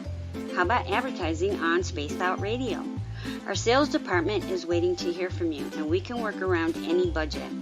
From commercial spots to banners to special promotions, there are many opportunities to get your name and product out to our SOR listeners. For a price guide and more information, please contact us at sales@spacedoutradio.com.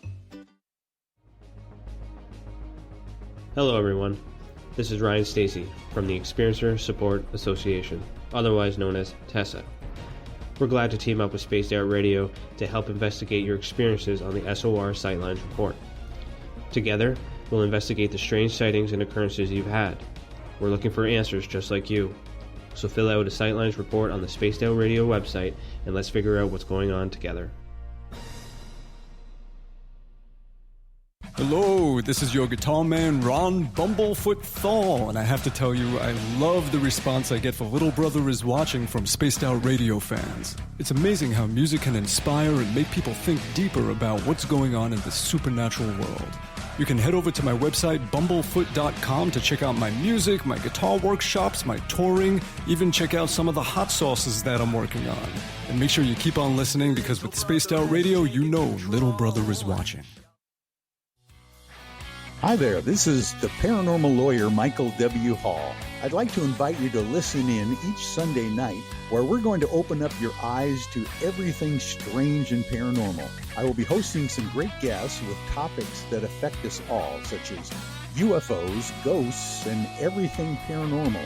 Let's learn together on Spaced Out Radio Sunday with myself, Michael W. Hall, the paranormal lawyer at spacedoutradio.com. Hello, space travelers. It's me again, Carl. Don't forget to join the Space Travelers Club for just $5 a month and follow Spaced Out Radio on Twitter at Spaced Out Radio. Our Instagram, Dave Scott SOR. Our Facebook page is Spaced Out Radio Show. Our archives are free at youtube.com/Spaced Out Radio. Come woo it up with Spaced Out Radio today. Bye!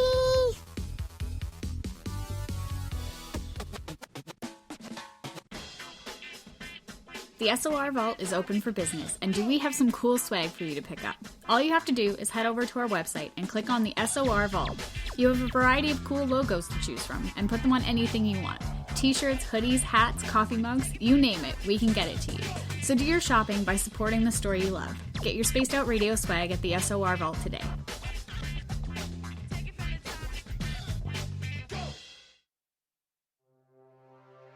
We are scouring the world for the most intriguing stories of your day.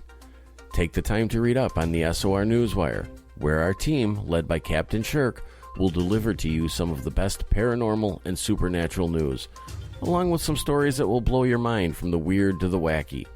It's the news outside the news that piques interest, and that's what we're looking to deliver to you.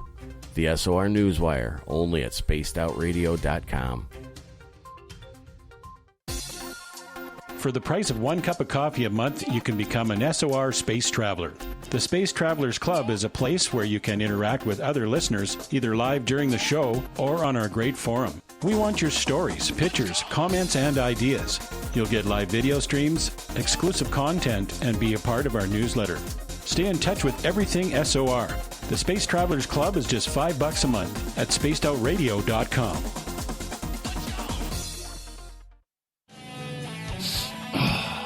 I'm feeling a little spicy tonight. What to do?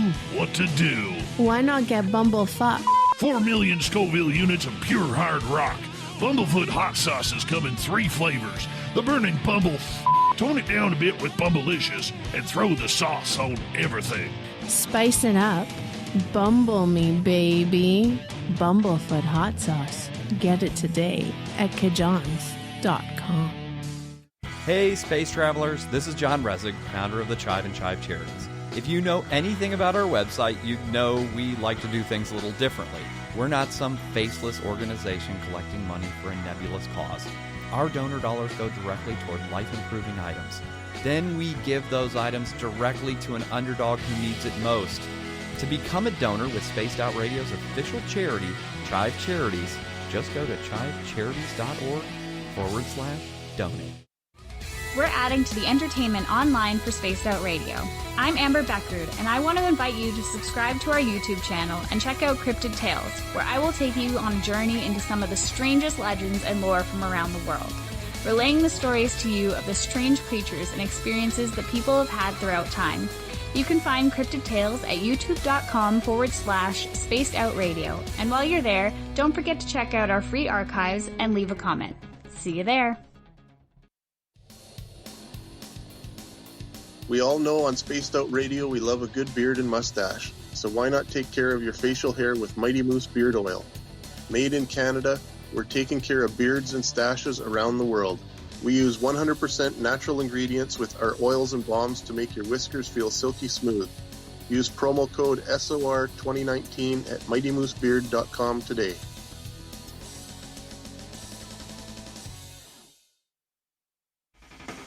The party is always on at the Moose Vancouver. The Moose Vancouver is where you want to be when visiting Canada's West Coast. Open until 2 a.m. nightly, the Moose cranks up the rock while serving some of the best rated food in the city. The menu starts at $6.95. Why party anywhere else in Vancouver when the Moose is right there? Get your horns up and rock with the Moose, the official party bar of Spaced Out Radio. Would you like to connect with us? Head to spacedoutradio.com for all your latest show info. Now, back to Dave Scott and SOR. Third and final hour of Spaced Out Radio is underway tonight. I am your host, Dave Scott. Appreciate you all tuning us on in. We welcome back everyone listening in on our terrestrial affiliates around North America and digitally on Revolution Radio and TalkStream Live. Remember, you can check out all of our archives at youtube.com/Spaced Out Radio. Just do me the favor, hit that subscribe button. The Desert Clam has set the password for tonight in the SOR Space Travelers Club. Oh, I know I'm going to butcher it again. Orchiosography. Orchiosography is your password. Use it wisely, space travelers, as the Clam sets the password each and every night right here on Spaced Out Radio. Our website, spacedoutradio.com. We got a plethora of features for you, including rocking out to Bumblefoot and reading up on Captain Shirk's SOR Newswire. Follow us on Instagram, will you? At Spaced Out Radio Show, and on Twitter at Spaced Out Radio. All right, here we go. Kicking off hour number 3. A Blayney is our guest tonight. His book, Transformation, Life Before Birth, Cosmic Consciousness, and Alternate Realities. It can be found on his website, rablayney.com. Welcome back, boss. We really appreciate you taking the time. Glad to be here. Yeah, absolutely. We're going to start off with a question for Brutus, who is asking, Mr. Blayney, can you tell us something about your last life? What do you remember? Okay, so as I said a little bit earlier in the show, I have no recollection of the previous life. I just know that when I was born, when I first went into my body, I knew what was happening. I knew that I was incarnating, and I also really knew that this was something that I had done previously. So I think this was not my first trip around. I think that's why I call this reincarnation rather than incarnation. If this were my first rodeo, then it would be incarnation. But like I said, I had a very distinctive sensation that I had done this before. And as far as, a life before this one, all I can remember is existing outside of this reality. I can remember going into my body, but I think as far as a previous life goes, I don't think that we're really meant to remember previous lives. I don't think that we're meant to even remember what our existence is like immediately before coming into physical reality. I think that if we were to know these things, it would ruin the experience of living the life that we live presently. I think, like I stated before, I think that this is meant to be a learning experience. This life is meant to teach us something. If we remembered our existence before, it would kind of ruin the whole thing, because we would know that this life, it's just another iteration of us going through this experience. I don't think that we would really appreciate it as much. I think that human life, physical reality, is meant to, meant to increase our karma, our good karma, make us better people. I think if we, I just don't think that it would work properly if we were able to remember everything before.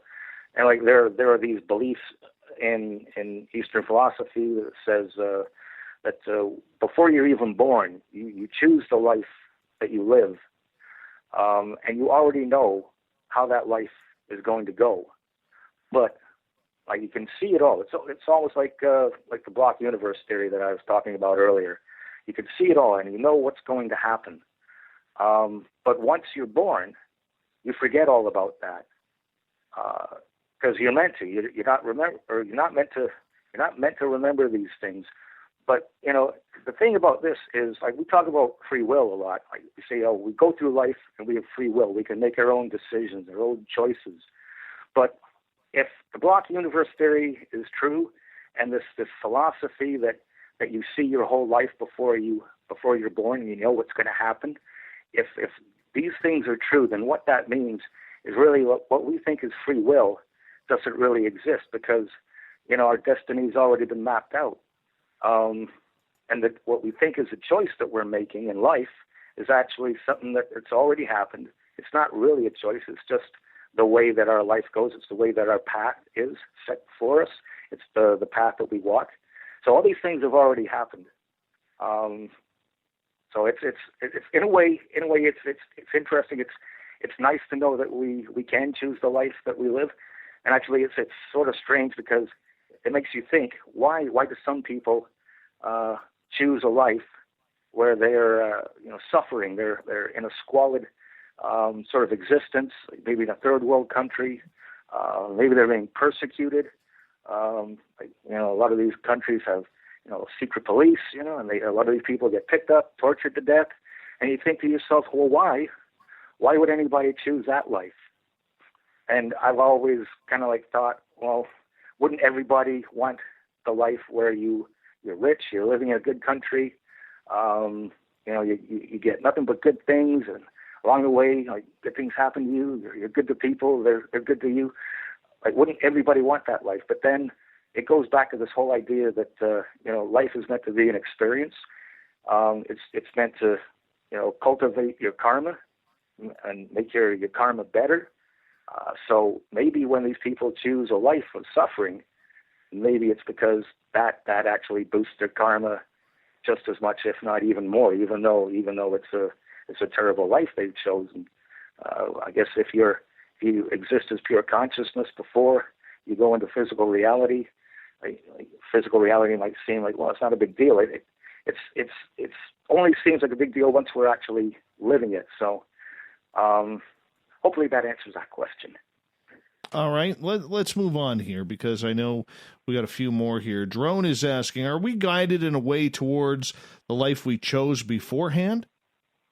You kind of just touched on that, but because I'll be honest with you, this is one of the things that upsets me about this whole theorization, all right? Because I can't see, and maybe I'm looking at this way too humanely, but I can't see anybody wanting to be born into slavery. I can't see anybody wanting to be born and say, hey, I'm picking cancer when I'm 2 years old. I can't see any child or any spirit saying, you know what, spina bifida looks pretty good to come out of the womb with, and or any type of handicap or mental retardation or anything like that. I can't see that happening. So this is where I have a real difficulty in believing on a personal level this theory that so many have, that we choose our path before we even get here. Yeah, and that's a very good point. And I've talked to people over the years about this sort of thing, and I know it seems insane that anybody would choose a life of slavery or of torment and suffering. But when we exist in a different form before we come into this world, I think that we see things differently. I think that because I remember when I was born, I was thinking to myself, I've done this before. I was thinking to myself, I won't have to be here that long, though. I mean, I've been here for quite a number of decades now, but at the time, I just thought to myself, I won't have to be here that long. I think that's because we look at physical reality differently. I think when we exist in another reality as consciousness before we're born, I think that we like time, this whole idea of time again. Like it's not a long thing. It only seems like we're here for a long time after we're living for a while. And of course, if you have a crappy life, it seems like that time is going by much more slowly too. Most people would want that to end, but I think we just have to look at that differently. We have to look at physical reality differently, because we're looking at it before we choose that life. If we do choose the life we lead, we're looking at it from a different perspective. It's only when we're actually here in physical life that perspective changes. And it seems like, why am I here? Why am I suffering? Like, what went wrong that I have to suffer? I have to, be tortured or, thrown into slavery. Like, why do all these things happen? But when we're like on the other side, looking at this life, it doesn't seem like a big deal, because when we exist as consciousness, pure consciousness, we view things differently. Like, it's a different perspective. So, it's the way we have to look at things. Like why does a baby have to die shortly after it's born?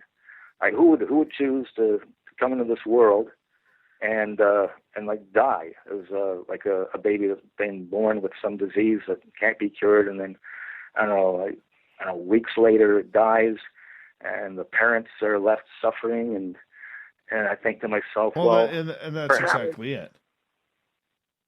Yeah, but perhaps you choose that life, not just to for your own karma, but I think sometimes it's to teach maybe the parents or other people something, even though it seems like a terrible tragedy. I think that we have to go through experiences, even if they're bad. I mean, life isn't just about going through the good experiences. It's also about going through the bad experiences. And I think sometimes that your karmic credits build up more fast if you're going through a period of suffering rather than just living in sheer delight. I get that. But for me, I can tell you right now, I would take 0 karmic credits, okay, if it meant that I had to cause my parents pain, or I came back a heroin addict, or I came back, if I signed on to come into a life of an abusive relationship where my parents, beat the tar out of me. Like, I'm just not seeing that whatsoever. Or being persecuted for my color or my sexuality or whatever it is. I just don't see that playing out. And that is probably and I hate to sound like a jerk about it, but this is the part of this whole thing that just really, really irks me. But, we're going to move on here. Carl is asking, what do you think of past life regression then? Well, that's interesting. I know. There have been a lot of books written about regression, like hypnosis therapy, like for people who recall their past lives. And this falls into a category again, this past life regression. I mean, it's all to do with hypnosis. So it's very hard for me. I mean, hypnosis is something that's it's completely beyond my scope of understanding. They say that you go into a trance, and then when you're in this trance, you're able to recall all these things. But to be honest, I have no idea how it works, if it works. But I know there have been some very, very well-known books written on this past life regression, where these psychologists, these doctors, they document all these cases, and I know that there have been instances where you've had a child born in a village. I think maybe say India. Let's just say it's India for whatever's sake.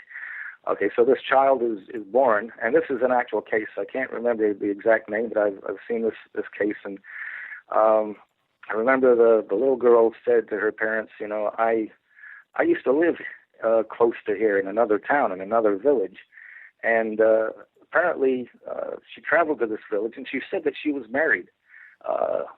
So I guess the husband was actually still alive. and she went and she identified the husband, but and she knew some things about her past life, and I think Gandhi sort of like took this girl under her wings for a while, and you just really thought that there was like really something to this. But so that there are cases where these things have actually happened. As for the past life regression, I mean, this is hypnosis. It still boggles me that like you can say some words, you can tell someone that they're going into a trance, and that person will actually go into a trance. It's a field of study that I don't really have a lot of knowledge on, so I can't really testify to it that much. But I mean, it's certainly interesting. Like I say, there have been a lot of documented cases of these past lives. I've never gone through one of these regressions personally. I'm not too sure if I want to, but I guess that's the way I stand on it. All right, let's move on to Vivian's question. Vivster is asking, R.A., do you think we choose a bad life because we were in the opposite situation previously and treated others badly? Yes, I do. I think that's a very distinct possibility. I think that if you were a bad person in your previous life, you'll have to go through another life, and bad things will happen to you. Actually, the Tibetan Book of the Dead, they talk about that quite a bit, about whatever bad deeds you performed in your previous life, when you die and you go to this into the ether, and you're spending time.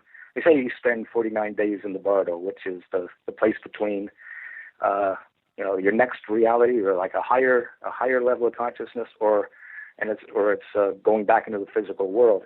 And they say that you carry these traits with you into this bardo, and a lot of the bad things that you did will carry on into your next life, and therefore that next life is there so that you can correct it. Like, bad things might happen to you, but you have that chance to make your next life better.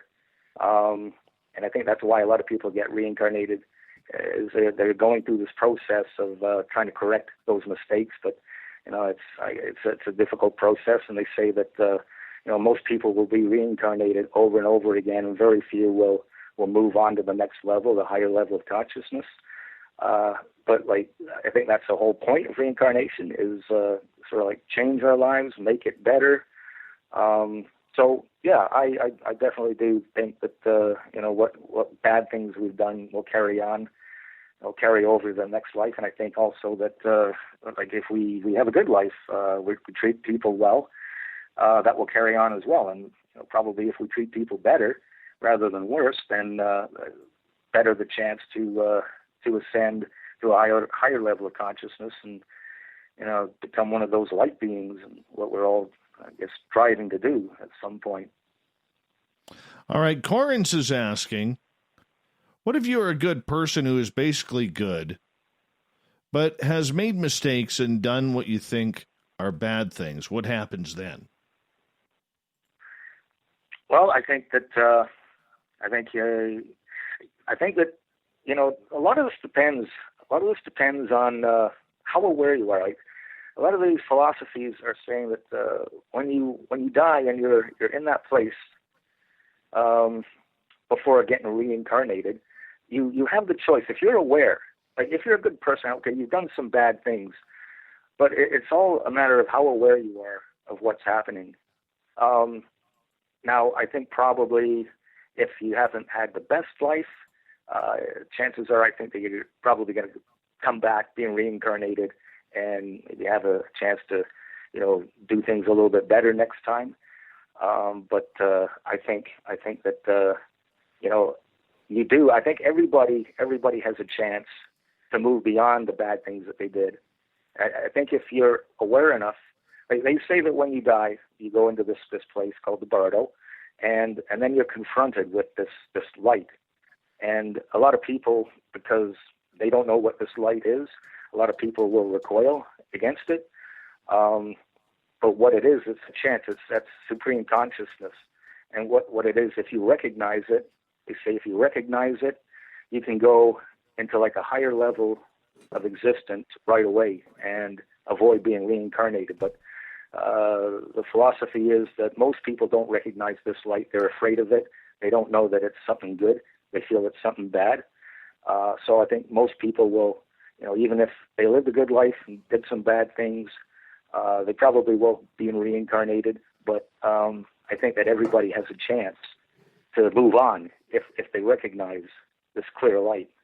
But like I say, according to philosophies, these circumstances are few and far between. Most people will have to go through this reincarnation process for a while in order to get to that point where they know that they can move on. Okay, so if we keep failing these tests, do we keep coming back here, or does our spirit, soul, whatever you want to call it, just fade into non-existence? I don't think that anybody's soul or consciousness fades into non-existence. I don't believe it's possible to not exist. But there are these, like the Tibetan Buddhists and the Hindu philosophies too, say that there are 7 worlds above our own, actually including our own.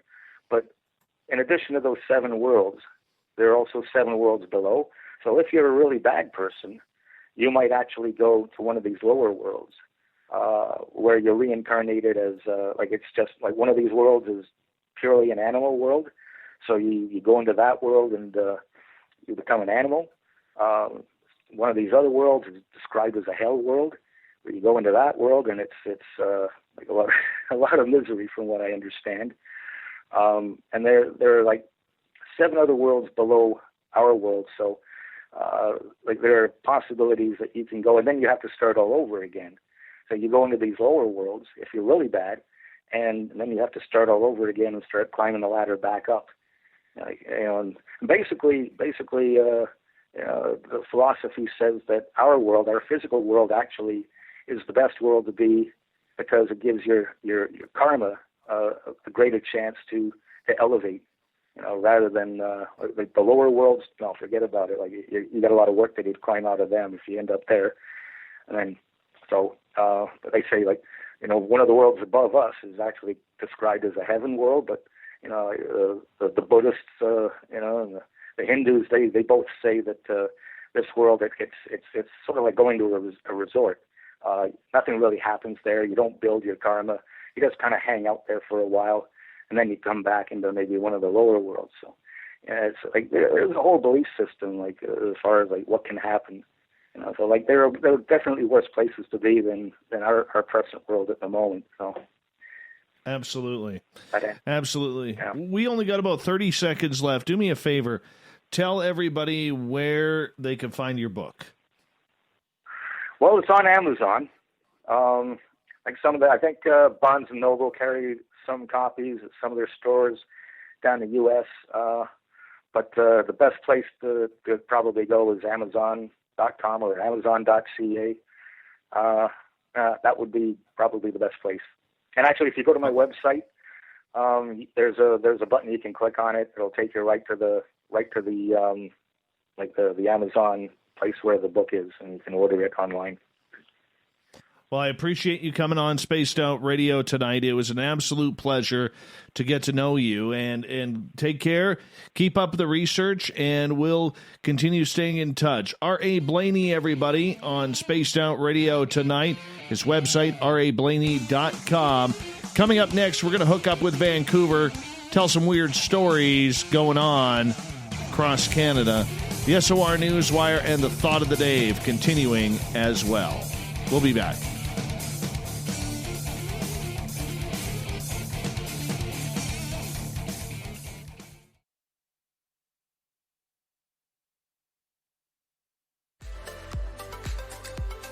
Are you looking for great advertising value for your company?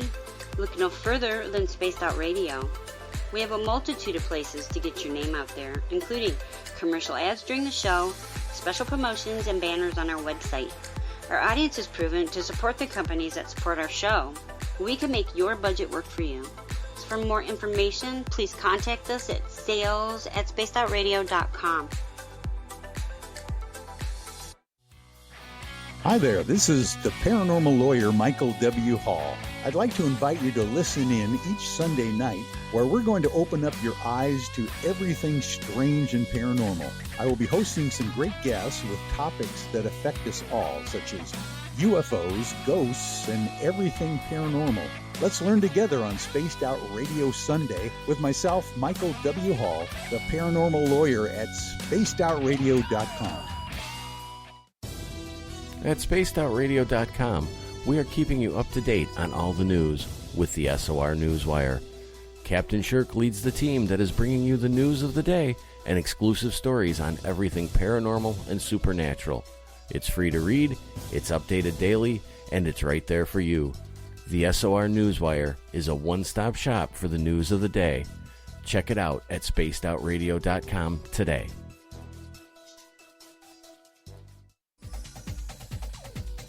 Hey everybody, the SOR Space Travelers is open. For just $5 a month, you can hang out with Dave and our crew privately in our members-only section. With your signing, you'll receive newsletters on what's going on with Spaced Out Radio. You'll have direct contact with the host during the show in our chat, live streaming videos, and a great forum for your posts and more. Become a space traveler now at spacedoutradio.com.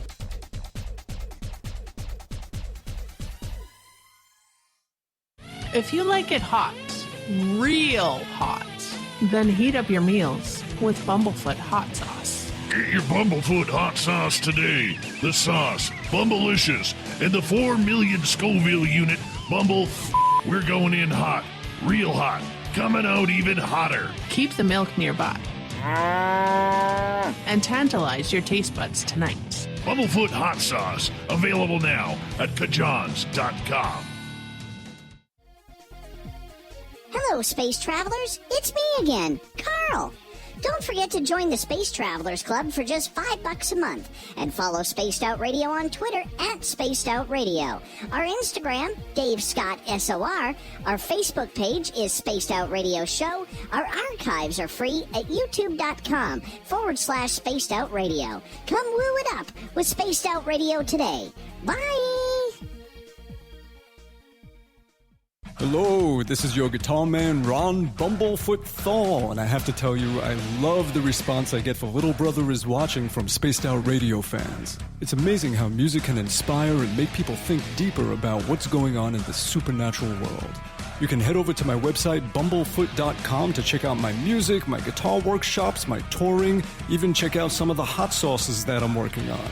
And make sure you keep on listening, because with Spaced Out Radio, you know Little Brother is watching. We all know on Spaced Out Radio we love a good beard and mustache, so why not take care of your facial hair with Mighty Moose Beard Oil? Made in Canada, we're taking care of beards and stashes around the world.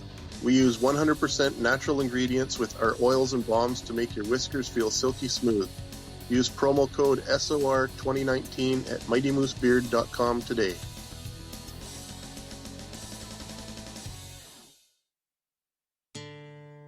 Hey Spaced Out Radio fans, it's John Resig, founder of the Chive and Chive Charities. Our goal is to make the life of veterans, first responders, and those with rare medical conditions 10% happier. We do this by donating one grant item, ranging from dance to therapy programs to prosthetic limbs, to those who need it most. To contribute to Spaced Out Radio's official charity, head over to chivecharities.org and become a donor today. You wanted new SOR gear, and now you can have it. The SOR Vault is fully stocked with t-shirts, hats, hoodies, mugs, and everything in between, with great logos for you to choose from. So head on over to spacedoutradio.com, click on the SOR Vault, and go shopping. Pricing is quite affordable, and you can look good representing your favorite show. So go to our website and pick up your new SOR wear at the SOR Vault today. Cold drinks, great food, and the best music in Vancouver. The Moose Vancouver is the place to be, open until 2 a.m. nightly. Everything on the menu starts at just $6.95. Who serves food that cheap anymore? At the Moose, you'll never know who you'll run into. Rock stars, actors, athletes. It's the place everyone wants to be. So join us at the Moose Vancouver, the official party bar of Spaced Out Radio.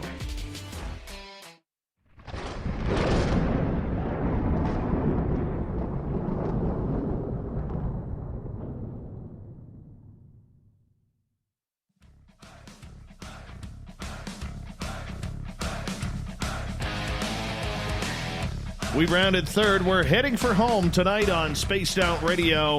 I'm your host, Dave Scott, sitting in the captain's chair of SOR headquarters. Thank you so much for joining us. I want to remind you that if you missed most of this show or others, you can check out our free archives at youtube.com/Spaced Out Radio. Just do me the favor, hit that subscribe button. Our website is spacedoutradio.com. What an earthquake here. Not here.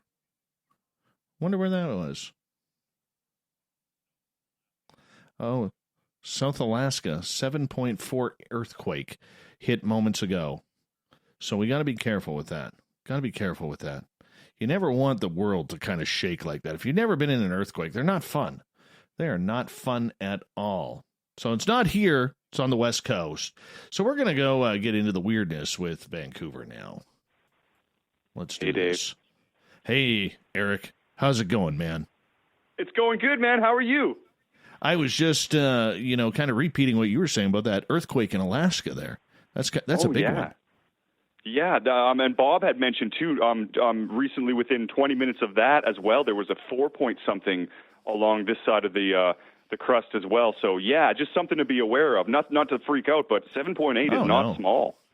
No, that's not small at all. That's a good shaker, and hopefully there's no injuries and no tsunamis, man. Yeah, well, there is a warning out, but yeah, hopefully there is because, I've only been through a very small earthquake once, so I haven't really experienced it, but it is like, it gets your attention quick. Yeah. You remember a few years ago when Seattle got hit with that 6.9 quake? And, this is going back about 10 years ago.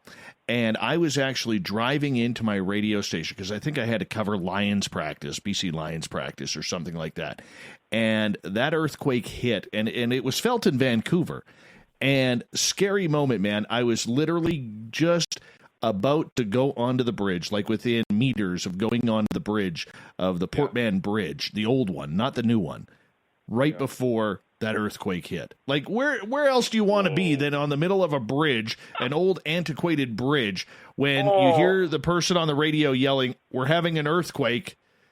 Yeah, right. No, not a fun time. Yeah, that freaks me out, Dave. And I think of it, too, because I'm on the 21st floor downtown Vancouver, of course, and whenever I always in the back of my mind, I'm like, okay, I'm up here, if this happens, it happens. I don't know what I'm going to do. I'm just going to do whatever comes to me in the moment, I guess.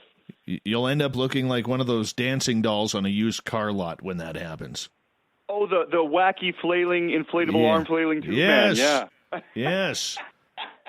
All right, Dave. I heard I was talking to you. I've talked to you once before, and I just enjoyed our conversation. So I always look forward to this. So, let's get right into this screaming mimic humanoids that are terrifying people. Oh, yes. Yeah, what's this story about, and what's a screaming mimic?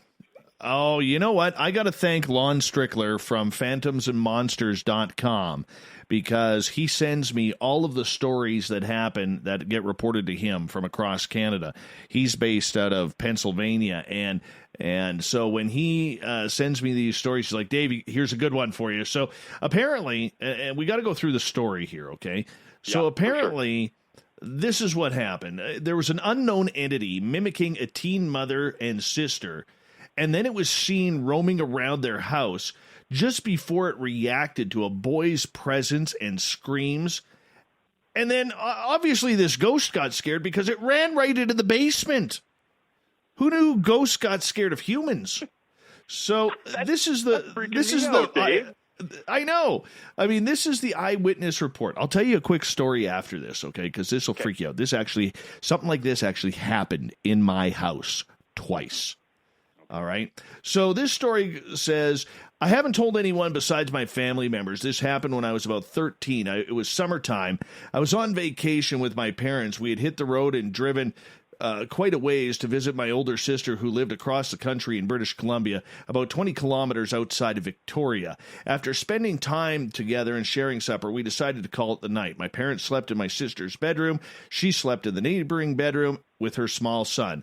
It's important to note a few things at this point. My mother is a round, short woman with very delicate feminine features. She has round glasses that night went to bed, and she went to bed with them on and a blue nightgown. My sister, on the other hand, is very tall, athletically built, taking after my dad in regards to her facial features. She too has glasses. Anyways, around 4 a.m., it all dawned on this person who reported this that we had plans for the next day, so I should try and get some sleep.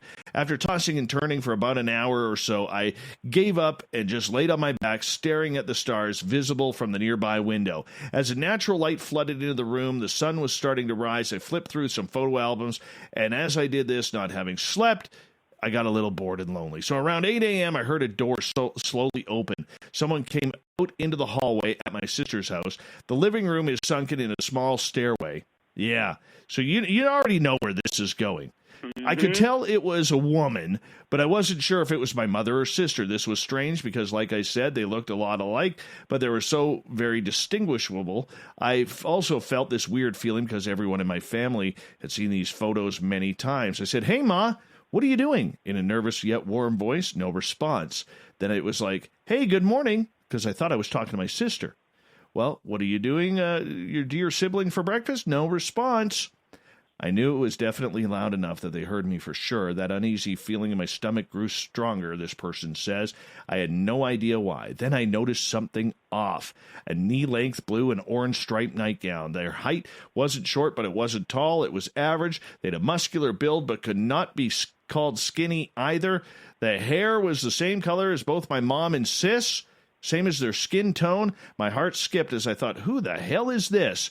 Maybe someone stayed overnight, but how could they have? I laid in the front, right by the front door all night. When they turned around and went to inspect another photograph on the wall near the staircase, their face made my heart sink. It was a hybrid of my mother and sister's most indiscernible features, with glasses that were round. It was like their twin. Oh my gosh. Then I heard a door open again from a hallway, stared at it, full of adrenaline at this point. It was my mom, exactly herself, in the nightgown that she was wearing. She was humming, putting on coffee like nothing happened. My sister was there, and here this person was, not sleeping a wink, trying to figure out who they were looking at. Oh, yeah, scary stuff. Scary stuff. So I'll tell you a weird one here. True story. Yeah, I was just going to ask. Yeah, hit me with it. I'm on the phone one day with a friend of mine down in the U.S. who used to work with us at Spaced Out Radio here. And we're talking away, and I hear my son at the time. He was about 4 years old. And you know when kids get happy, they kind of shriek and laugh at the same time? So I hear this upstairs. So I said to this person, I said, "Did you hear that?" She goes, "Yeah." I said, "You know what?" I said, "We got a problem, though." She goes, "Why?" I said, "My son's not home." She's like, "What?" I said, "My son's at daycare 10 minutes away." And she's like, "You got to be kidding me." She goes, "Go upstairs, see if anybody is there." So I go upstairs. There's nobody around. I'm now getting goosebumps all over my body. And it was like a couple minutes before I had to leave to get my son. We stayed on the phone, drove to my son to pick him up at daycare. And he started talking. She's like, "That's the voice we heard." I said, "Yes." No. Oh. And then a couple months later, I'm in the studio working, doing some editing. And all of a sudden, there's a little knock on the door. You know how kids knock? It's at the lower part of the door. So I slowly sneak up to my studio door, and I open it because I'm going to yell boo at my boy. And there's no one there. So I go upstairs, said to my daughter, I said, "Was the boy just downstairs at the studio?" And she's like, "No, he's been upstairs watching YouTube on his iPad the whole time." I said, "Are you sure?" She goes, "Well, I don't know." She goes, "How long ago?" I said, "About 90 seconds ago." She's like, "No, he was sitting right beside me." How's that for freaky? That's freaky, Dave. Yeah, man. Yeah, now, man. These things are they physical entities, or are they like specters of some type? Or do we know at all where they're coming from or what they really are? Yeah. No idea, man. All I know is this is some ghostly stuff that we got to investigate. It ain't for the lighthearted. Goodness. It ain't for the lighthearted, especially when your kid is involved. That's not fun. That's exactly what I was going to say. Like the story before, okay, that's freaky. But when your son is involved, and I don't usually get tingly and goose flesh, but honest, I'm not even joking. I was riveted to that. That is unbelievably scary. Oh, I love these stories. Freaky stuff. We got lots of them. What a great time. Yeah. Give me another one. You got another one? Well, I got one more, and then we got to get into the whole UFO stuff because this is actually pretty cool. Okay. So this report comes from Ryan Stacy and the Experiencer Support Association based out of Toronto. And they run a really good site here, okay? So here it is. This is a gentleman who says that he thinks he saw some sort of weird craft. Driving my delivery truck to Lindsay on the Trans-Canada Highway between Manila and Lindsay, aircraft was descending in my direction. I pulled over on the soft shoulder to observe the aircraft, believing it was some sort of 747 Freightliner plane. I sometimes observed aircraft during my deliveries and watched them. This was a clear moonlight night with very few clouds. I was intrigued by the descending aircraft so far away from Pearson International Airport in Toronto. The aircraft was showing no marker flashing strobes on the wings. As the aircraft became more visible, I began to notice its outline. It was still descending slowly at a shallow angle. The wingspan was very wide with a slight pronounced middle bump. I assumed to be the cockpit area. At approximately 1,000 feet, the aircraft began to level out and change its direction slightly. The landing lights dimmed. At approximately 12 miles per hour, the aircraft flew past me. To the left of the truck, approximately 500 feet. The aircraft was a perfect diamond shape, black with a dull white light in each corner of the diamond. Along the center line, but just behind the middle of the aircraft, was a red revolving light turning slowly. It reminded me of an old police car revolving red light. No engine noise heard or observed. The aircraft began to change direction slowly, moving west-northwest, and slightly increased speed and began to climb higher and higher. A long, thin cloud was behind me, and the aircraft flew into it. The cloud glowed white as the aircraft entered it and dimmed as it passed through it. I watched the aircraft pass into the distance until it disappeared into the black night sky. Oh. What is that? What is that? Exactly. What is it? Yeah, I'm dying to know. And you know what's an important part of figuring these things out is more people in prominent positions coming out and saying, like I know there's some ex-Canadian politicians that came out and said, hey, UFOs are real. That's it. It's a thing. And so some more, Marco Rubio is now coming out and saying sort of things like this now, isn't he? Yeah, so for people who don't know who Marco Rubio is, he's a senator from Florida. He's also the head of the United States Intelligence Committee. All right. Now, you go back a year, and Senator Mark Warner, who is part of that defense committee, saw these UFO videos that the Navy released and was absolutely dumbfounded by them and wanted to know more. Well, at that point, Mark Warren, was the guy who was kind of speaking to the media on this subject, saying, what is this? Is this some sort of threat to American or military airspace? We need to know about this. And then shortly after, he asked the Navy for more information. And the Navy said, no, we're done. Thank you. We've given you enough. Goodbye. All right. Which is weird. All right. Mm-hmm. Scary, but weird because, the military is never really supposed to have more power than an elected official.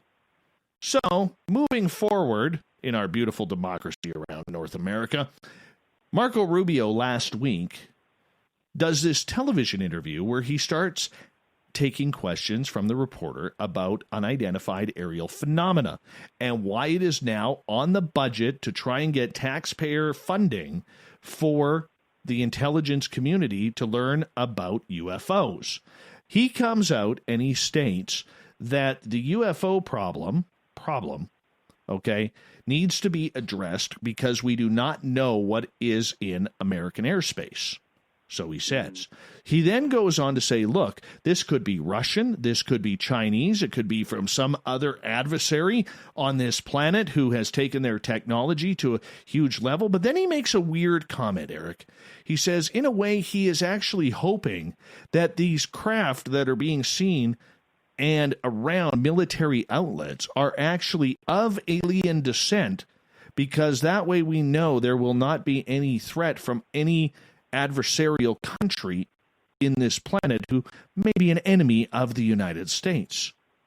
So now we have a major politician in the Republican Party in the U.S. who holds a very prime seat in the intelligence community as part of an elected official, as leader of the Committee of the Intelligence, who is now trying to figure out if we have aliens or not.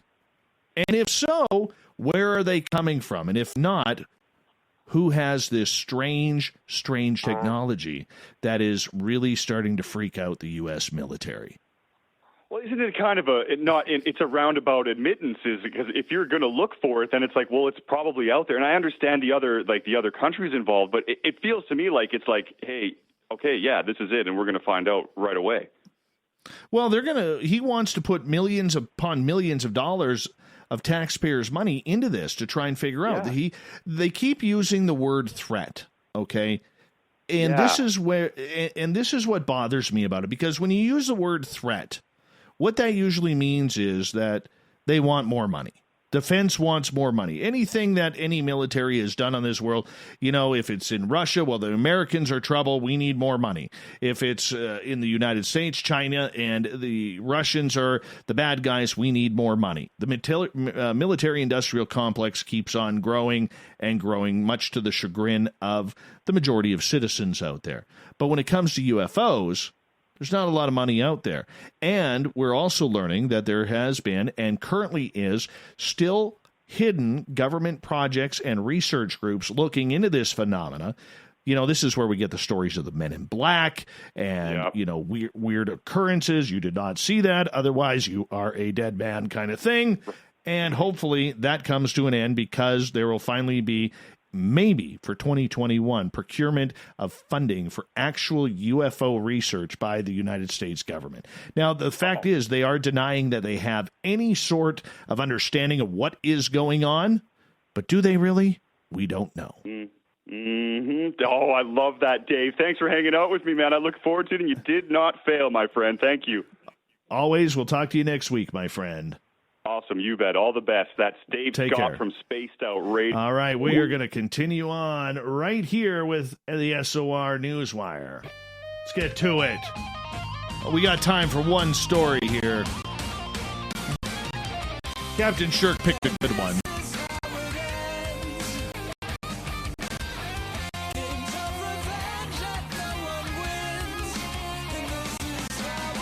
The news is always changing, which is why we bring you the SOR Newswire at the back end of every show, where we get to the weird, the wacky, the strange. And, of course, Captain Shirk trying to get me mad again. Because, like I said last night, I hate these Guinness Book of World Records. Okay, but here's one from the Italian community where they made the cheesemakers there created a wheel of pecorino weighing in at 1,319.5 pounds. Yeah, the commune of Loculi on the island of Sardinia assembled the cheese on May 12, 2019, and the cheese was seasoned for 12 months before being officially examined by a Guinness adjudicator. The massive pecorino, I'm probably pronouncing that wrong, but was declared to be the largest cheese made from sheep's milk, beating a 1,178.8 pound block made in Ascoli Piceno in Italy's La Marche region in 2009. The cheese was made with traditional methods, and above and beyond the record, it was a chance to rediscover the local area's artisan skills and food culture. Anna Pizzalis, who designed the wooden wheel holding the record-breaking cheese, said, all right, well, glad that we got some serious cheese in there, because we need a Guinness record for cheese. Oh, gotta be kidding me.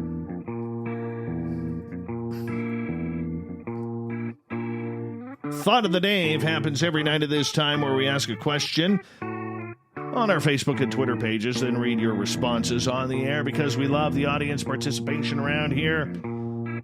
Today's Thought of the Day is as follows. You know what? I love roller coasters, okay? I love roller coasters. So describe to me the best roller coaster you've ever been on. What makes it great? Mine? Six Flags, California.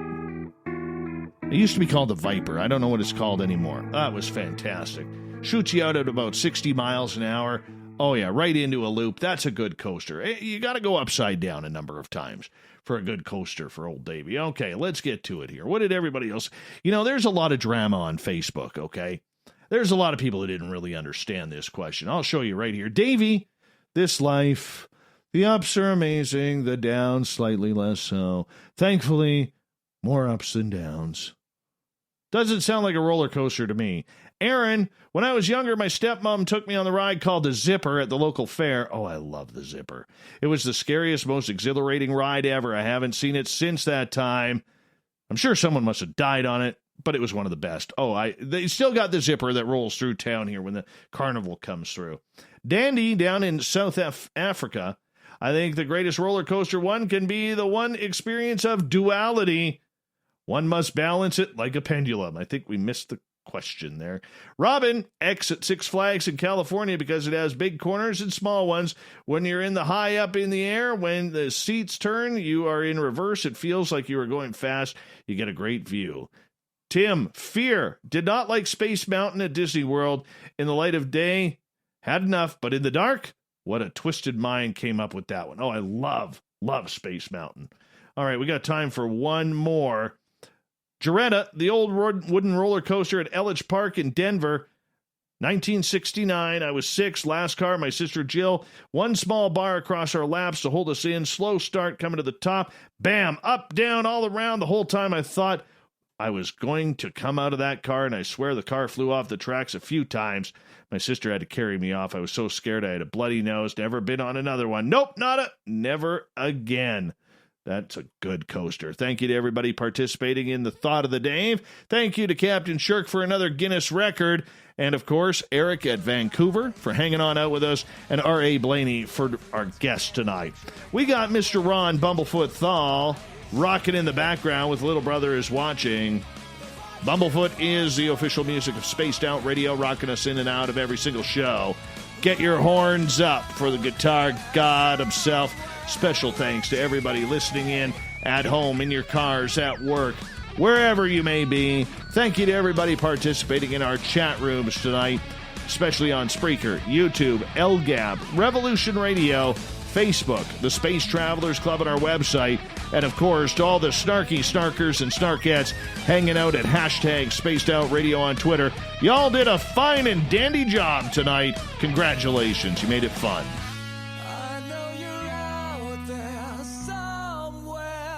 Remember, this show is copyright by Spaced Out Radio and SOR Media Ventures Limited. Thank you so much for choosing to share your evening with us, because together, my friends, say it with me, we own the night. Mr. Bumblefoot, we need a favor. We need you to take us home.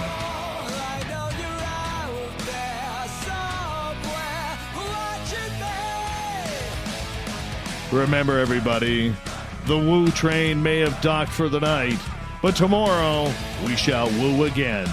Your seats are always available. Your tickets never expire.